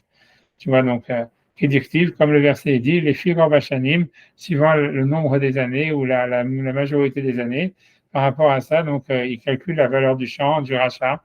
Avec Rishav, Shine Memkaro, il va calculer les années de la vente. Kamashanim, Hem, Michelakra, Adayovel. Combien d'années il y avait par rapport au moment où il a vendu jusqu'au Yovel. Shayatil Larzir, la Barim. Que ça aurait dû de toutes les manières revenir chez les propriétaires. Donc Rachid dit par exemple Esrim Shana, disons c'est 20 ans, Vedamer Esrim Mané, et que pour les 20 ans ça coûtait 20 manées. Donc ça veut dire que chaque année de récolte elle valait 1 manée. Donc maintenant qu'il a gardé le champ 2 ans, s'il veut le racheter, il doit lui rendre 18 manées. Donc il va amoindrir le prix du rachat par rapport à toutes les années, par rapport au nombre d'années où l'acheteur il serait resté sur le champ. Les figues suivant sa libération, c'est-à-dire suivant la valeur qu'il veut le racheter. Arabanan, donc après ça, donc elle Rashi Kafalef en haut de la page. Donc Arabanan. Shabbat Shalom, Sacha. Mais c'est votre. Ah, ok, Shabbat Shalom. On va faire comme ça, après ça, on va s'arrêter de cette manière. Arabanan, donc ça c'est Arabanan. Tu vois, donc, mais c'est important de le faire parce que tu vois, c'est l'histoire que je t'ai dit au début. Donc, ça, quand il m'a dit ça, c'est Rabbi Shimon de Rabbanan. Donc là, j'ai dit, Lelo Yahave Ta'ama Lekra, c'est qu'il ne donne pas de raison au pasuk. Donc eux, ils disent donc Rachid explique, tu vois la raison, la différence de logique que ça donne quand tu expliques pas la raison du verset. Donc il dit, si tu expliques pas la raison du verset, en fait la logique elle est inversée. Ça veut dire, tu dis si jamais en fait on lui a enlevé un droit, donc on va faire un calvaire. En disant à plus forte raison, on va lui enlever encore plus de droits. Si tu vois, si tu cherches pas la raison, tu te dis quand tu viens à calvaire Romer, tu dis si déjà on lui a enlevé ce droit, c'est sûr qu'on lui a enlevé encore ce droit aussi. Tu vois. Et ça, c'est basé que tu peux réfléchir comme ça parce que tu assumes que tu ne comprends pas la raison de la mitzvah. Et donc, il dit ça, c'est la vie de Rabbanan. C'est ça ce qu'il va expliquer. Il dit, donc, il dit, l'amour de Uha Kocho Bechad Amilta. Donc, Rabbanan dit, comme tu vois, je suis dans la Chine, la page, il dit, là, il y avait Tamalekra, ça veut dire, il ne donne pas la raison du verset, donc, il n'interprète pas la raison du verset. Et donc, il dit, il dit, de Uha Kocho Bechad Amilta, ça veut dire, quand on a enlevé, c'est-à-dire quoi, si on a enlevé une force ou un droit dans un cas, on va faire un calvaire première pour dire à plus forte raison qu'on lui a enlevé aussi le droit ailleurs, tu vois. Sauf dans le cas où la Torah elle a explicité. Donc là, on a besoin que la Torah vienne de dire non, c'est pas comme ça. Pour aller contre, tu vois, une sorte de raisonnement, tu vas dire totalitaire, quoi. Tu vois, puisque tu vois, c'est un raisonnement totalitaire qui s'oppose à la raison, tu vois. Puis un calvaire romain, en réalité, c'est ça. Si je ne sais pas ce que c'est, donc comme je ne sais pas, donc je dis si à ça, à plus forte raison, il y a ça, tu vois. Mais donc ça veut dire donc il dit donc c'est pour ça que j'ai besoin du verset pour te dire ok là il y a une exception tu vois mecha d'égaler bekra sauf dans les cas où la Torah elle a dévoilé que finalement on ne fait pas ce calvaire romain. Ok ensuite il dit donc selon ça dans les villes entourées de murailles Gamrinan on déduit geoula misda achuza que donc on ferait la Xera Shava. Ça c'est un problème ce qu'il veut acheter avec la Xera Shava parce qu'a priori il n'y a pas besoin de la Xera Shava. Donc, je mets ça entre parenthèses parce que j'ai pas envie de me pesantir là-dessus parce que c'est compliqué. En tout cas, Rachid dit qu'on ferait une Zerachava Geoula, c'est-à-dire, ça veut dire, on va dire, on appliquerait la loi du Sder Kouza, c'est-à-dire du champ qui est reçu en héritage à une ville qui est entourée, à une maison qui est dans une ville entourée de murailles, en disant qu'on ne peut pas la racheter à moitié ni emprunter pour la racheter. Amina des et donc voilà et donc c'est pas donc en fait c'est pas parce qu'on moi j'aurais dit moi je te dis c'est pas parce qu'on a Xer moi je dis c'est parce qu'on a un calvaire Homer c'est difficile pourquoi Rachid dit que c'est une Xer Shava tu vois on verra après peut-être dans Tosfot quand on verra Tosfot mais pour l'instant je laisse ça comme ça tu vois je laisse Tabelit des cas Amina des cas Amina des Beit Bayar Homer Lorev Goel et donc la vie qu'on avait vue avant qui disait que dans une ville entourée de murailles, on peut emprunter et libérer, et emprunter à moitié et libérer à moitié. C'est le Rabbi Shimon, c'est selon Rabbi Shimon, Kamina, qu'on l'avait dit, les Yahiv Tama Lekra, que lui, au contraire, donc il ne fait pas un calvaire former, il cherche la raison en fait dans les versets, donc au contraire pour lui, on cherche une logique où il y a une harmonie entre les lois et un équilibre, et voilà. Donc on dirait qu'il ne peut pas racheter la maison à moitié ou la libérer. Emprunter et libérer. Voilà. C'est clair, on va s'arrêter là, je pense, tu vois. C'est clair, ça va, grave. Elle doit se avertir que ça va être très compliqué. C'est pas très compliqué, mais ça va être pas très compliqué, mais ça veut dire, ouais, ça va être. On va être bien dans la gloire, quoi. Ouais, voilà, c'est ça. J'espère que Sacha, si tu peux étudier un petit peu avec Sacha pour essayer que lui soit plus J'ai dedans. essayé de faire une khazara avec Ça, c'est super. Ça, c'est super. Juste une question. Vous connaissez le Rav, un ancien Rav du XXe siècle, Rav Eliezer Berkovitz? Je sais pas qui c'est pourquoi. Non, parce qu'il y a un livre que moi je trouve ça intéressant, mais je voulais terminer ça cache-route, entre guillemets. C'est un livre de halakha qui s'appelle Loba Shamayim, la Torah n'est pas au ciel. C'est pas un truc. En fait, je trouve que c'est très intéressant parce que je trouve que c'est un peu. C'est pas. Ok. Non, mais dis-moi. Non, il montre en fait qu'il y a deux aspects, et je voulais savoir ce que j'ai essayé de comprendre. C'est qu'il y a deux aspects dans les halakhot. En fait, il y a le sens de la halakha, l'éthique de la halakha et la halakha. Et qu'il montre que souvent les rabbanim, pas n'importe comment, hein, mais je sais pas, sur les sujets par exemple C'est ce qu'on dit aujourd'hui, tu vois, c'est exactement la discussion avec Rabbi Shimon et Rabbanan. Ouais, il va pas expliquer par exemple dans le cas de la Shemitah, le fait qu'on l'a pas appliqué pour des raisons économiques, que les rabbins prennent en compte le contexte pour appliquer les décrets, pour que ce soit vivable pour les gens, que c'est pas la halakha et pas un. Ouais. un bloc homogène. Et ça peut ressembler à du réforme, alors que j'ai vu aucune dérive dans son. Ouais. Non, ça veut dire, non, c'est possible, tout ça, c'est vrai, tu vois, c'est possible, tu vois, ça veut dire, on voit bien le Pro Bowl et tout ça, et voilà, quoi, ça veut dire, Ouais, c'est ça, c'est tout ce le qui montre. concept, Ouais. ouais, le concept, il existe, tu vois, c'est même comme il y en a qui disent, tu vois, c'est connu, que, tu vois, dans Torah Trima, il dit que, parce que tu vois, quand ils ont fait le Eteriska, par exemple, par le Pro Bowl, il dit, comment ça se fait que les Chachamim, ils ont fait, tu vois, le Eteriska, que c'est une manière, en fait, de contourner interdit de prêter à intérêt. Et là-bas, elle lui dit, ouais, c'est parce qu'à l'époque de la Torah, c'était une société agricole. Donc, en fait, si tu commençais à prêter à enterrer, donc, en fait, c'était, si tu veux, celui qui est le pauvre, si tu veux, tu es obligé de pouvoir rester pauvre, quoi, si tu veux. Et la Torah, Ouais. elle voulait presque que tout le monde, tu vois, qu'il y ait une sorte d'équilibre dans les richesses. Mais que quand une fois qu'à l'époque de la Mishnah, quand c'était une société qui était mercantile, qui était basée beaucoup plus sur le commerce, et donc le prêt à intérêt et l'emprunt, c'était beaucoup plus nécessaire. Donc c'est pour ça qu'ils ont permis le Teriska, quoi. Tu vois, ça veut dire qu'ils se sont adaptés. Tu vois, donc il y a des rabbinim des générations d'avant qui disaient tout ça, tu vois. Donc, ça, tu vois, c'est possible, tu vois, tout ça, c'est vrai, tu vois, ça veut dire, ouais, Ah, mais ça posait sujet sur le guet. Aujourd'hui, ça pose sujet sur le guet quand on voit que le nombre de mamzer et de Harayot. Non, mais c'est vrai, mais quoi. non, mais non, mais c'est Non, clair, mais mais, pas pour de la réforme, pour de la halakha, quoi. Est-ce qu'on risque plus entre essayer de trouver un tna, enfin, je sais pas, je sais pas. Tu vois, il y avait encore une fois, il y avait, si tu veux vraiment, il y avait des grands rabbinim, tu vois, qui étaient pour les prenuptial agreement et tout ça, etc., qui pensaient que ça marchait. Ravankin, c'était Zatzal, 50 Talmid Chacham, tu vois, comment il s'appelle, Rabbaron Kotler et comment il s'appelle, Moshe Feinstein, ils discutent avec lui. Tu vois, donc c'est pas n'importe quoi, tu vois. ils discutent dans le sens où ils sont pas d'accord. Je suis pas d'accord, mais de fait, même, tu vois qu'ils prennent au sérieux ce qu'ils disent, tu vois, ils disent pas, ah, c'est un réforme et tout ça, c'était pas, donc ça veut dire, tu vois, ils discutent pour des raisons anarchiques, tu vois, ça veut dire, il y a tu vois, des responsables, des questions et des réponses à ce sujet-là, tu vois, entre Rav Lenkin et Rabban Kotler et Rabban Feinstein, tu vois, donc ça veut dire, ils ont pensé à le faire.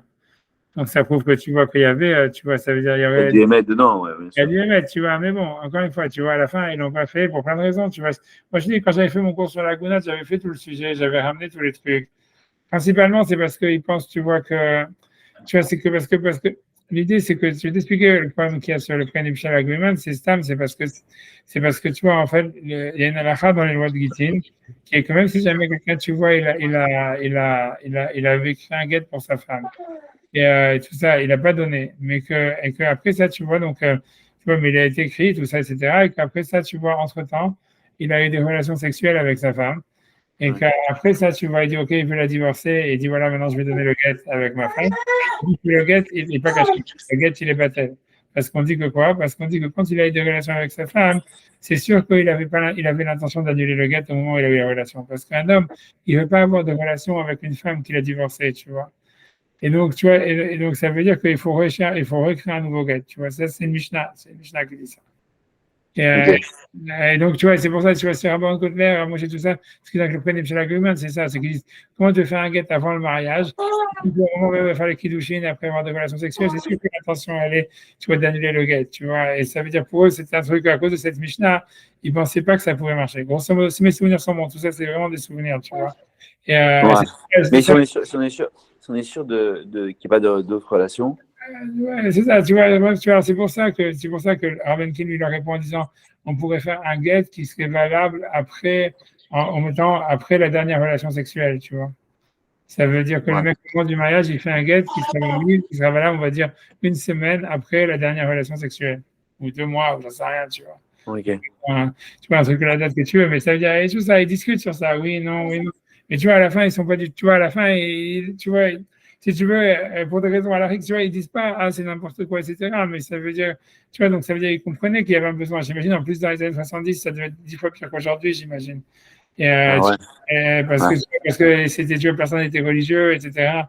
Donc, ça devait faire beaucoup, beaucoup plus de problèmes. Je pense que maintenant, c'est moins problématique parce que les gens, c'est encore très problématique, mais je pense que les gens Très qui font des problème. kiddushin, ils vont faire un guet, tu vois. À l'époque, si tu veux, il y avait plein de gens qui faisaient des kiddushin et personne ne faisait des guets, tu vois, parce qu'ils n'étaient pas religieux, mais ils étaient assez religieux pour faire un mariage religieux.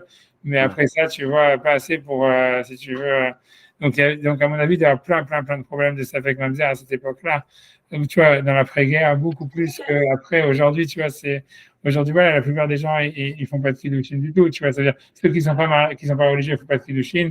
Ceux qui font de kiddushin, en Ah, général, il y en a plein qui sont bloqués. Franchement, il y a des voilà. situations mais horribles. Je te Ouais, connais. Non, ça me perturbe parce que ça me perturbe vraiment d'un point de vue. Je me dis, c'est tellement grave pour la femme, mais en même temps, la halakha la place tellement d'une situation qui est intenable. je Je suis sais. vraiment incité à faire une... J'arrive pas, je ne reconnais pas la halakha là-dedans. Ok, je dis, voilà, Non, Ravenkin, il pensait comme toi, etc. Qu'est-ce que je te c'est dis? ça. Ravenkin, je te dis, Ravenkin, c'est un Ah, vrai président. Enki, comment il écrit? Ça s'écrit Où il sur, écrit? je sais plus, ça s'écrit, je sais plus, ça s'écrit Ayin, Nun, Yud, Kuf, Nun. Enkin, ça s'écrit avec Ayin au début. Ayin, Yud, Nun, Kuf, Enkin. Un rave américain? Ouais, c'était un américain, il a grandi en Lituanie, c'était à la même époque, tu vois, c'est comme avant chez Weinstein. Il était le Rosh Yeshiva MTJ dans les Yeshiva où j'étais, où je suis, normalement officiellement encore. Tu vois, avant à Moshe. À Moshe, il a été Rosh Yeshiva après Rabbankin. Ouais. C'était un très grand Talmid Chacham. Il était aveugle et c'était un très grand sadique, tu vois. Et lui, il a écrit, lui, il était super court, tu vois, à faire les prénuptiales et il a vraiment, tu vois, fait plein de chouvot. Mais les rabbanim, tu vois, je te dis particulièrement Rabban Kotler, à Moshe, ils n'étaient pas d'accord avec lui et à la fin, ça s'est pas fait à cause de ça, tu vois. Mais tu Ah, vois, Yosef Eliawenkin, ok. ouais, c'est un grand, tu vois. Je sais pas, je Et connais. aujourd'hui, la marloquette, elle n'est pas ouverte.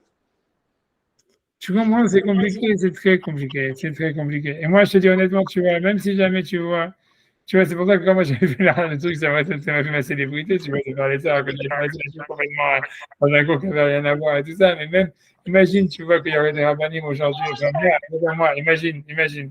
Que moi, je me disais, OK, je vais te dire, on va rouvrir la marloquette et tout ça, etc.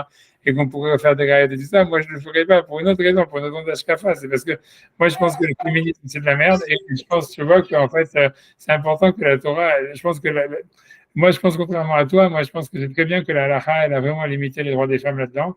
Et s'il y a un truc c'est pas pour rien que la Torah a donné ses droits sur l'homme, ses droits à l'homme, tu vois.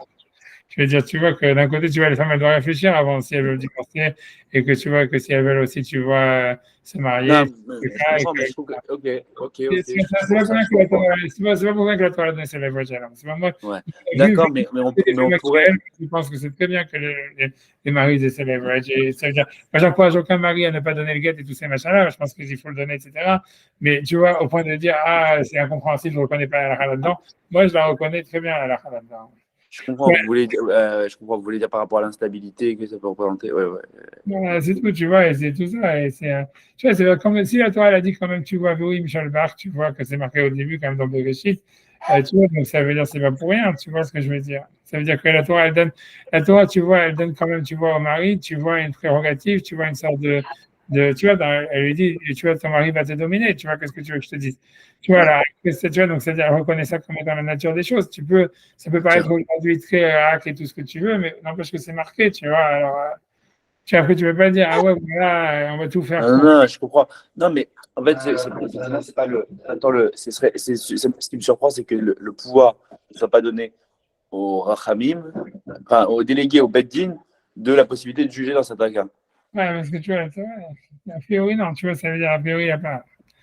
C'est très compliqué, tu vois, parce que ces déchets-là, tu comprends ce que je veux dire. Je comprends que je comprends qu'il faut prendre tout le sujet en son ensemble. Je suis pas en train de juger un. Ouais, mais tu vois, mais ce que je veux dire, pour ça, mais tu comprends que l'histoire, que tout ce qui est lié à l'argent, les Chachamim, ils ont beaucoup de jeux. Parce que la Torah donnait vraiment une possibilité au Beddin, si tu veux, même si tu veux, d'exproprier quelqu'un, tu vois. Ça veut dire de dire, si jamais le Beddin, il décide, même si tu as d'après la Torah, ce champ-là, il est à toi, ou cette voiture-là, elle t'appartient, et que le Beddin, il décrit, tu vois, il décide que même si au niveau de la halakha, en fait, on n'a aucune possibilité, tu vois, d'enlever la voiture, mais que on sait que ça ne te revient pas cette voiture, le Badin, il peut décider, OK, cette voiture, elle n'est plus à toi, elle est à l'autre, comme ça. Et ça, la Torah l'a donné, c'est dans la Chazot au Badin. Donc, tu comprends, le Badin, il peut, sans tout ce qui est avec l'argent, par exemple, le Ouais, Prosbol, la Shemitah, tout ça, que c'est de l'argent, tu vas dire, une voilà, délégation. voilà, même donner, même, tu vois, pour donner ça aux Arabes, des trucs comme ça. La Torah, elle a donné au Beddin une force comme ça, tu vois, comme la vente du Hametz à Pessah et tout ça. Mais en ce qui concerne, tu vois, le mariage et tout ça, tu vois bien que c'est des lois très graves, tu vois, c'est même des routes et tous ces machins-là. Et tu vois, dans la Torah, le mariage, c'est vraiment, tu vois, un truc, tu vois, ça veut dire hyper central, tu vois, dans la construction de la société. C'est pas, on a un jeu, on décide, tu vois, c'est plus ta femme. Tu vois, le Bedin, la Torah n'a jamais donné au Bedin, tu vois, un truc comme ça, de dire qu'on est sur un mariage. Il y a pas, la Torah n'a pas donné au Bedin. C'est un type, il s'est marié, un type, il peut dissoudre son mariage. Whatever it is, mais surtout, il n'y a que la personne qui s'est mariée qui peut annuler son mariage. Et c'est un truc super fondamental. Tu vois, on traverse de la grande Kiddushin, tu vois bien qu'il n'y a pas un truc comme ça. Tu vois, ça veut dire, ta femme, c'est ta femme, tu vois. Ça veut dire, le Bedin, il peut pas dire, c'est plus ta femme. Tu vois, c'est ça le Ouais. problème. Il a pas vraiment il a pas vraiment de say là-dedans, tu vois. Tu comprends, normalement, Mais comme il a un pouvoir de coercition, comme tout le temps, il y a une logique de coercition pour le faire, on se demande pourquoi il y a. tu vois, c'est un des fondements. Si le mari le délègue à l'origine. Mais critique, tu peux faire ça, tu vois. Ouais. Tu comprends, tu peux faire ça. Tu vois, c'est ça l'histoire. Tu comprends l'histoire, c'est parce que ça te montre, tu vois, en fait, que le mariage d'après la Torah, c'est hyper sérieux, tu vois. Et en fait, et c'est hyper sérieux, c'est hyper personnel aussi, tu vois. C'est-à-dire, normalement, tu vois bien que dans la Gemara dans Kiddushin, il y a marqué nulle part que c'est un rave qui doit être Messader Kiddushin. Normalement, tu vois, à l'époque, tu vois bien, à l'époque de la Gemara, les mecs qui donnaient la bague devant des témoins et c'était fait. Les Rabbanim, ils n'avaient rien à faire là-dedans, tu vois. Ouais. Et, tu vois, c'est pas leur business.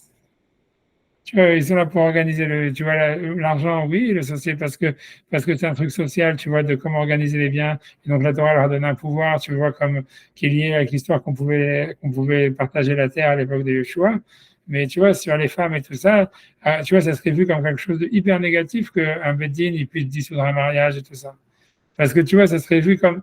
Tu vois, c'est parce que chez les Goïms, c'est comme ça. Tu vois, ça voudrait dire, en fait, ouais, tu vois, nous, on décide, tu vois, qui est ta femme, qui est ton mari, tu vois, ça veut dire, tu vois, ça serait déposséder la personne de, tu vois, de sa racine. Tu vois bien comment la famille, c'est important dans la Torah. Tu vois, tout commence avec Abraham, Isaac et Jacob, avec tout ça. Ouais.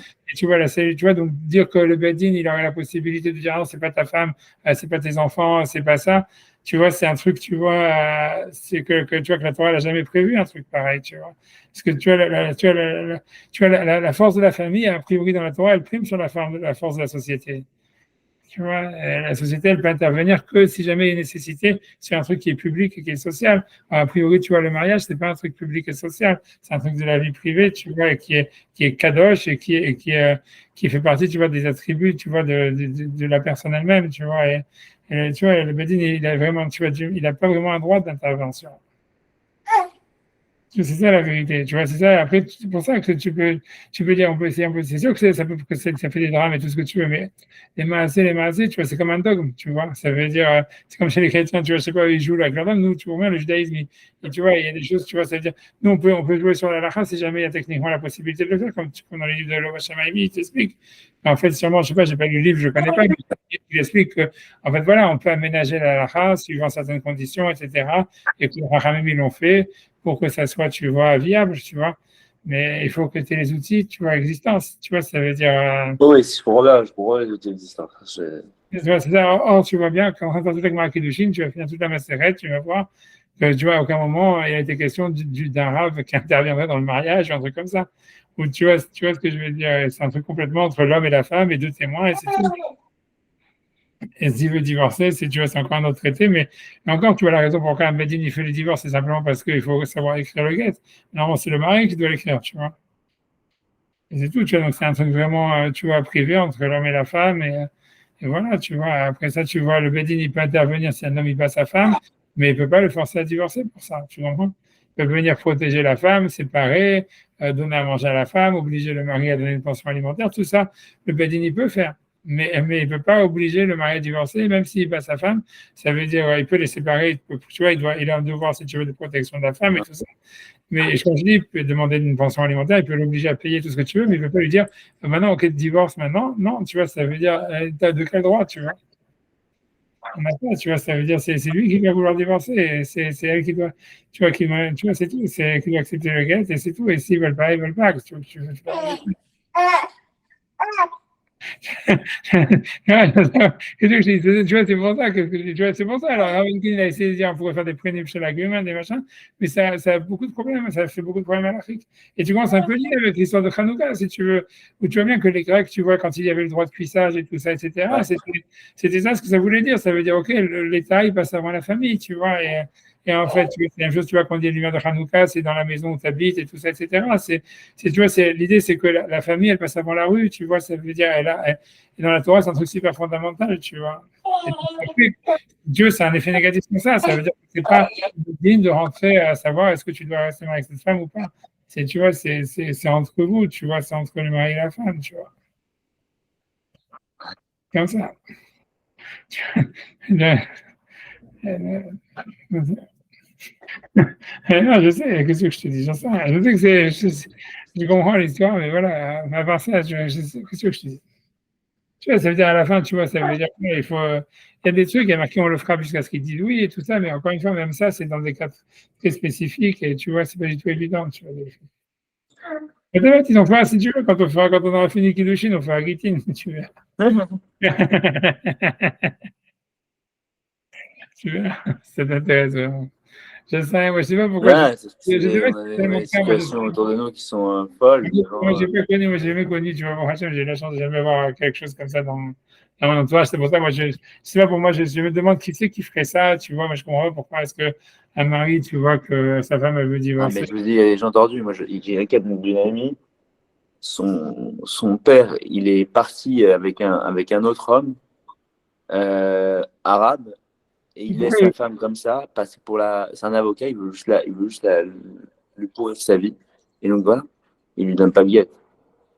Comme ça, c'est C'est dommage. c'est-à-dire qu'il y a vraiment des rachats, quoi.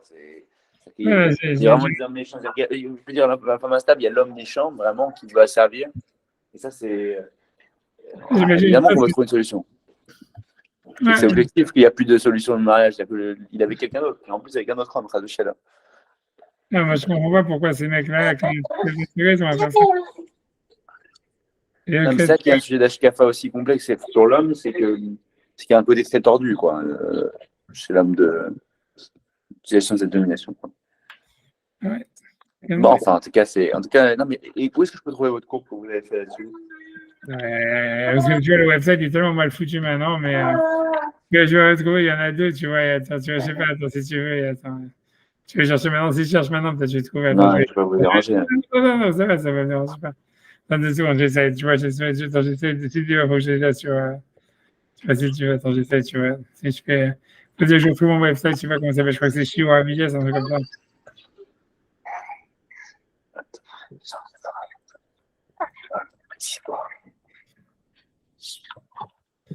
Dans 2 secondes, laisse-moi déjà retrouver le website. Ok, j'ai trouvé le website. Maintenant, si tu fais, je sais pas, parce que je sais qu'il y a beaucoup de, et en fait, tu vois, attends.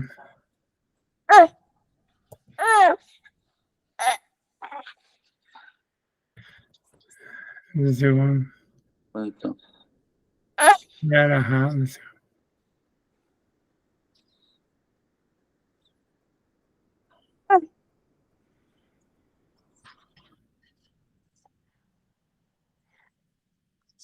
là, ici. Il y en a deux, tu vois. Attends, je vais t'envoyer la page. Et il y a deux. Je pense que les textes, ils sont, tu peux les récupérer là-bas. Je t'envoie ça déjà. Ok, super. Oui, attends 2 secondes. Non, mais je pense que tu vois, attends 2 secondes, copie. Attends 2 secondes, je t'envoie ce truc. Tu vois, si tu regardes là-bas, tu vas voir, il y a deux vidéos il y a deux textes, il y a deux vidéos sur la Gounod.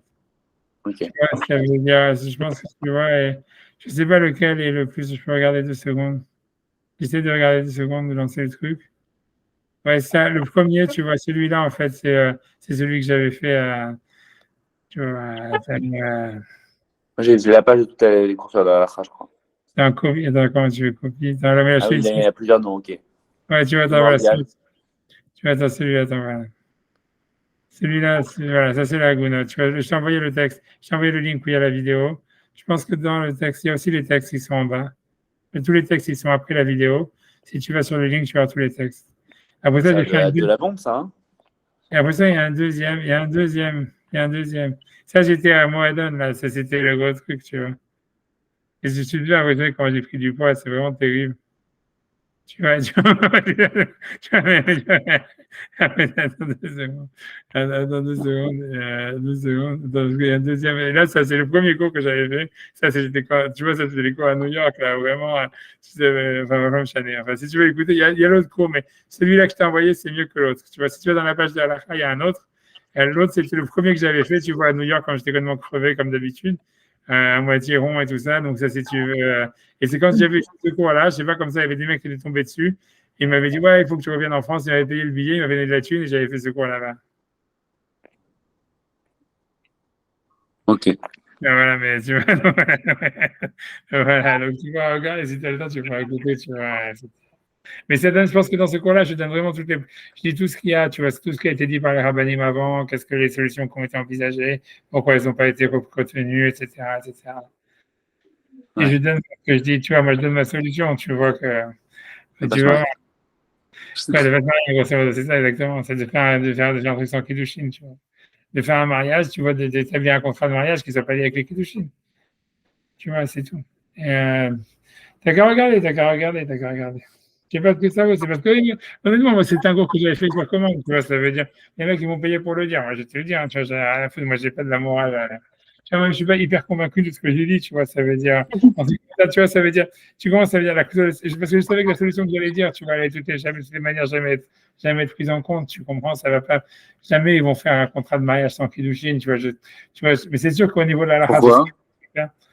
parce que, tu vois, les gens, parce que les gens, ils sont trop, tu vois, dans leur mentalité, ils sont, tu vois, ça serait pourquoi je ne suis pas marié quand mes parents ils sont mariés, tu comprends?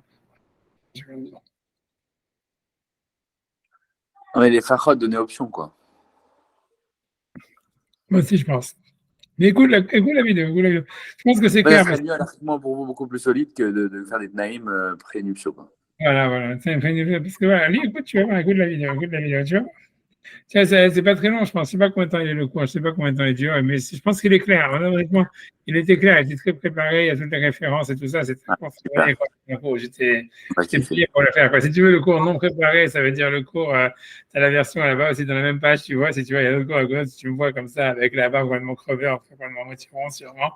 C'est quand je fais les cours à New York, là-bas, à minuit, complètement mort, tu vois. Tu vois, c'est la version destroy, tu vois, mais là, c'est la version clean, tu vois. Ok, rassuré. Alright, ok, je te laisse. Okay. Allez, Khazak, merci beaucoup.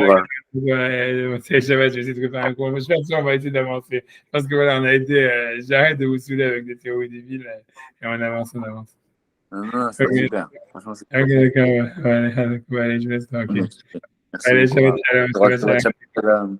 Chodesh Tov. Allez, Merci. qu'est-ce que ça va?